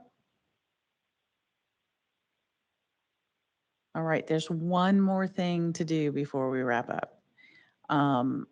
And want to talk just a smidge about August. We have 4 committees who have requested committee meetings in August. Committee week is the week of like 8, 9, 10, 11, that week in August. There's also a concept for a work group, a small work group to work on HAB operations, everything from clarifying purpose and products through the operational stuff about how that work gets done, and are there some ways that we can streamline and improve how the board conducts its operations. Gary or Mike, do you want to talk a little bit about the vision for the work group?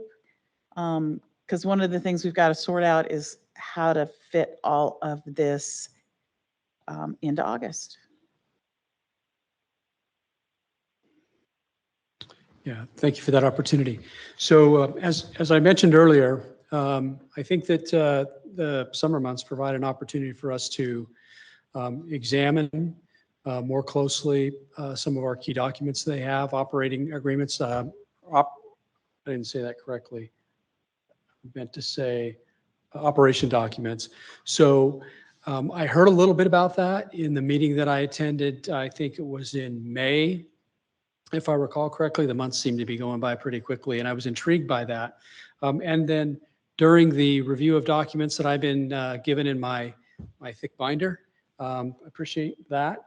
It occurs to me that they're not aligned, and some are not aligned with the EMSSAB charter. The MOU is one, for example, that I think there's an opportunity there to examine that and bring it current. We need some help with that. I think we also need, if we're talking about work groups, some help with new member orientation. I think we need some ideas there. We've heard many here today. I've been writing feverishly to capture a lot of those, and I think that's going to be critical to our success.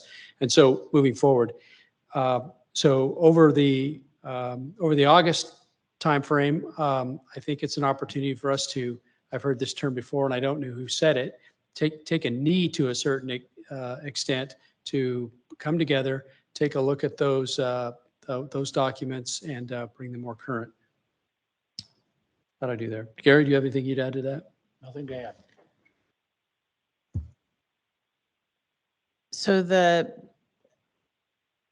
question is, I know the committees have asked for committee meetings. Do we have a sense of what topics can be supported or not at this point?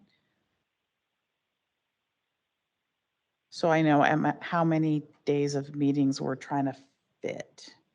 I have requests for 6 days of meetings.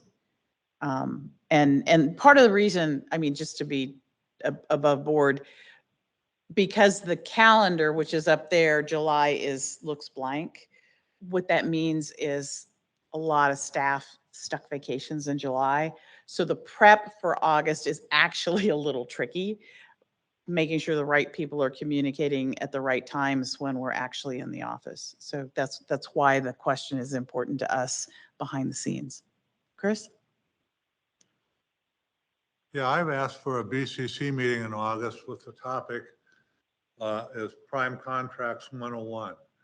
Kind of on the order of what Bob talked a little bit about, having several people there for an open discussion conversation. So we don't have to have a formal presentation that has to go through Washington, D.C. with all the handoffs. And I've asked for contracts because that's been kind of on the list of the BCC committee for some time. But in talking to Bob casually, he thought we could make that a joint committee because there are members of the tank farms who would like to know about contracts. And I'm thinking that maybe RAP might feel the same way, and possibly HSAP, especially if there's a possibility that in August, a lot of people are going to be on vacation and no committee may have a lot of members attending. But if we have a topic of interest to the whole HAB and have kind of a joint Tank Farms, BCC, RAP, HSAP committee on contracts, that might be worthwhile. So I just thought I'd throw that out. And it might reduce the number of committee meetings that you have to have too. Yeah. I mean, we're still figuring out these pieces of the hybrid thing. We truly don't know how many people are going to show up in person as opposed to dial in, and we'll figure it out. We're just sort of in the how to do it well stage.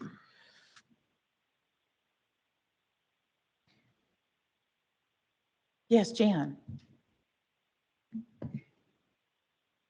Of course, Tom Cecilia reminded us that there will need to be an election. So maybe in August, that would be a good time to elect a vice chair for the RAP. And whatever has to be done kind of ahead of that, self-nominees or nominees, and getting that information out. So that's one thing. And of course, there are other things that have been discussed, process manual. And that's another thing that could be done kind of in cooperation with people of other committees if people were here at the same time, and maybe doesn't require DOE staff support to the same extent if we were getting together to try to make sense of the process manual. The proposal for I'm calling it the operations work group because I'm trying not to use words that channel us down a specific way. The proposal for that is a 2-day in-person, roll up your sleeve, look at the things that need to either be put in alignment or could be streamlined or clarified. So the process manual piece is a part of that. I'm just avoiding the word process at the moment. So we have currently representatives from each of the TPA agencies, plus Tom Cecilia, Susan Coleman, and Jan Cottrell, who've offered to be on that group to roll up your sleeves and do some of that foundational work, that clarifying work, so that we're better set up for when new members come on to be able to communicate and to share. This is what this is what you do, and this is how we do it. And hopefully dispel some of the confusion when we're trying to translate, well, we've done it this way for 20 years, and is that still how we should do it?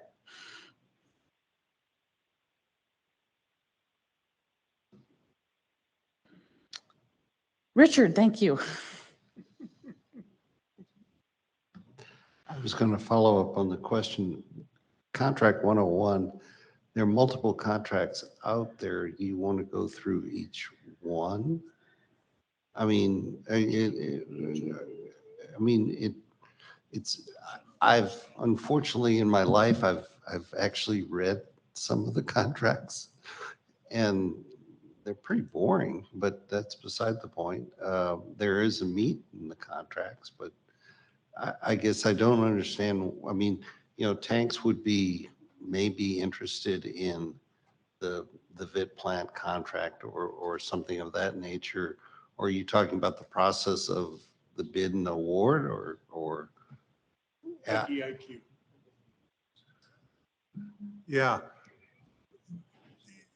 There's been a fair bit of discussion in past meetings, like what is an why an IDIQ contract?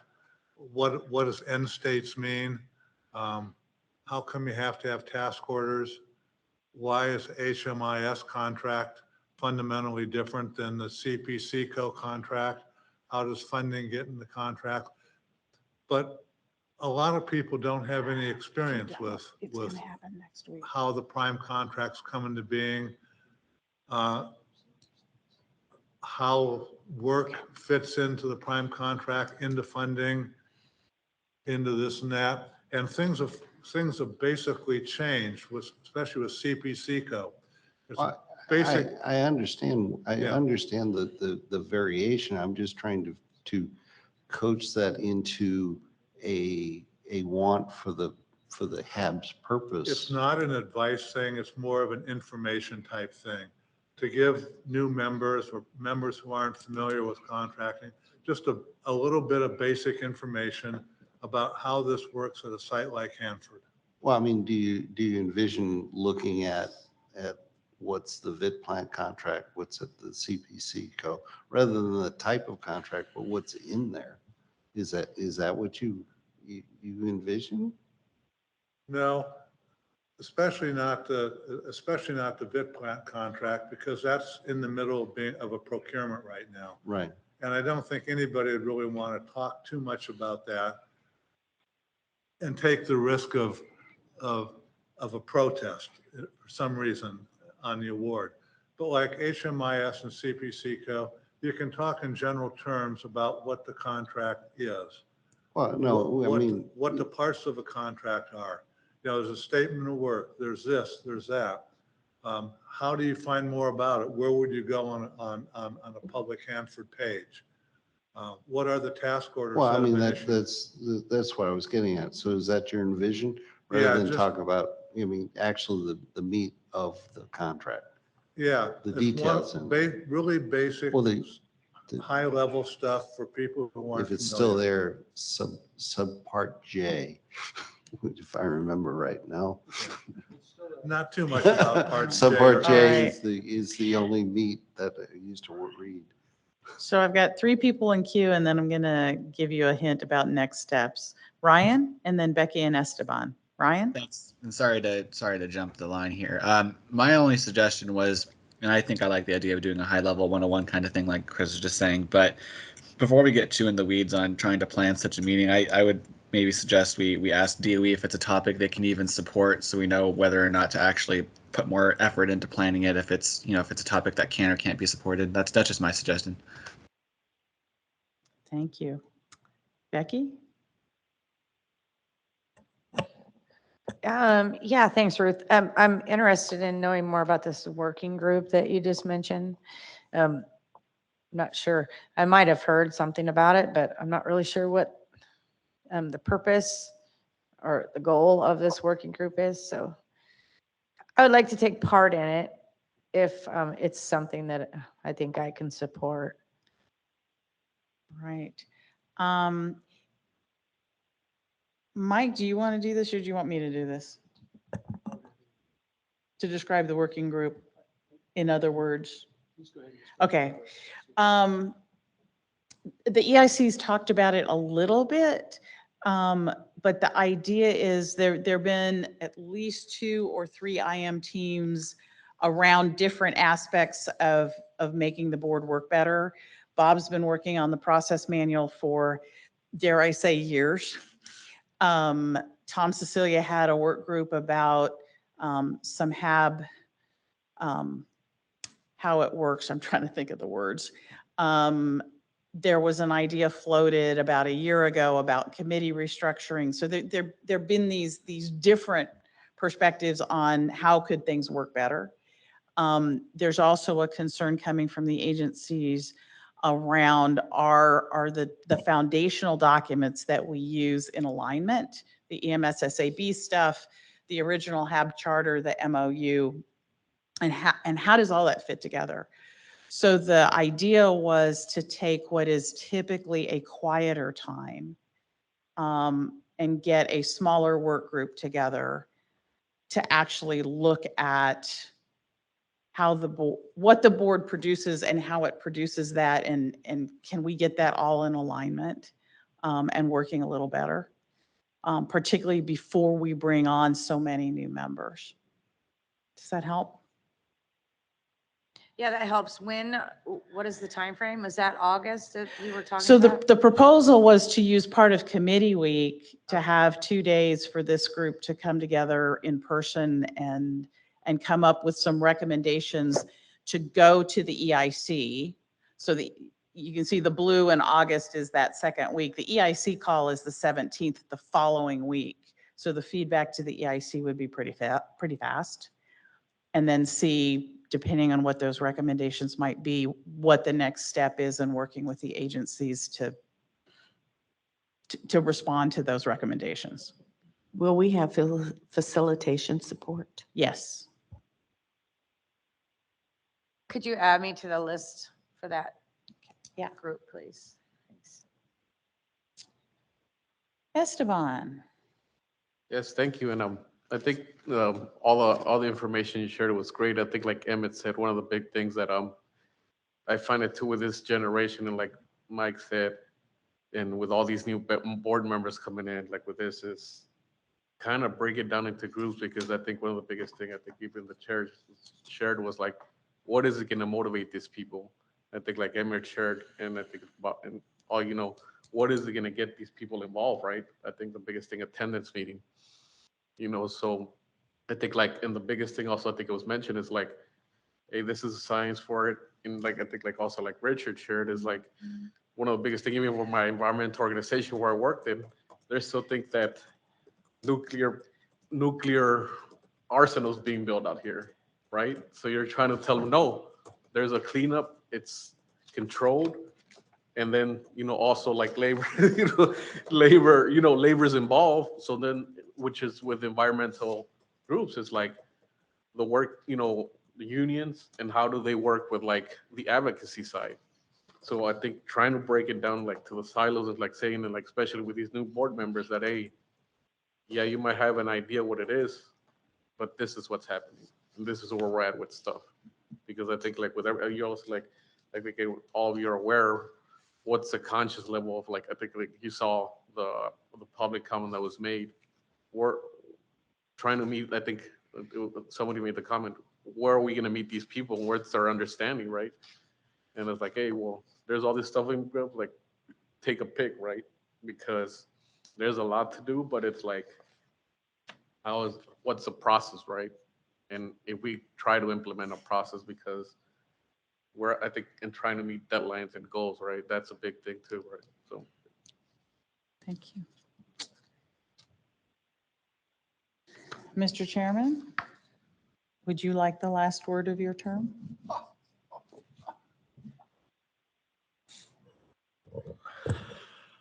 That's been quite a trip. And it will continue to be quite a trip for everyone who's staying, and even those of us who are leaving, as we continue to try to find ways to dabble in our passion. I mean, you don't get involved in this kind of stuff for a long time without having some passion for it. I would really like to express my appreciation for the facilitation team, the way it's been enhanced, and the DOE commitment and the ecology commitment and the EPA commitment to continuing the HAB. I've had various views over the years of what our contribution is or has been or will be. And I think that the will be is what's the most important now. And that has to be created by the new team. And so I wish the new team lots of goodwill and lots of good energy, and keep that passion flowing, whether you're a regulator or a member of the public or a member of the HAB or DOE. We're in this gig together, as old Willie said, a number of ways, and you got to keep on strumming the guitar. Thanks for the opportunity to play, and enjoy the opportunity to play if you get to continue to play.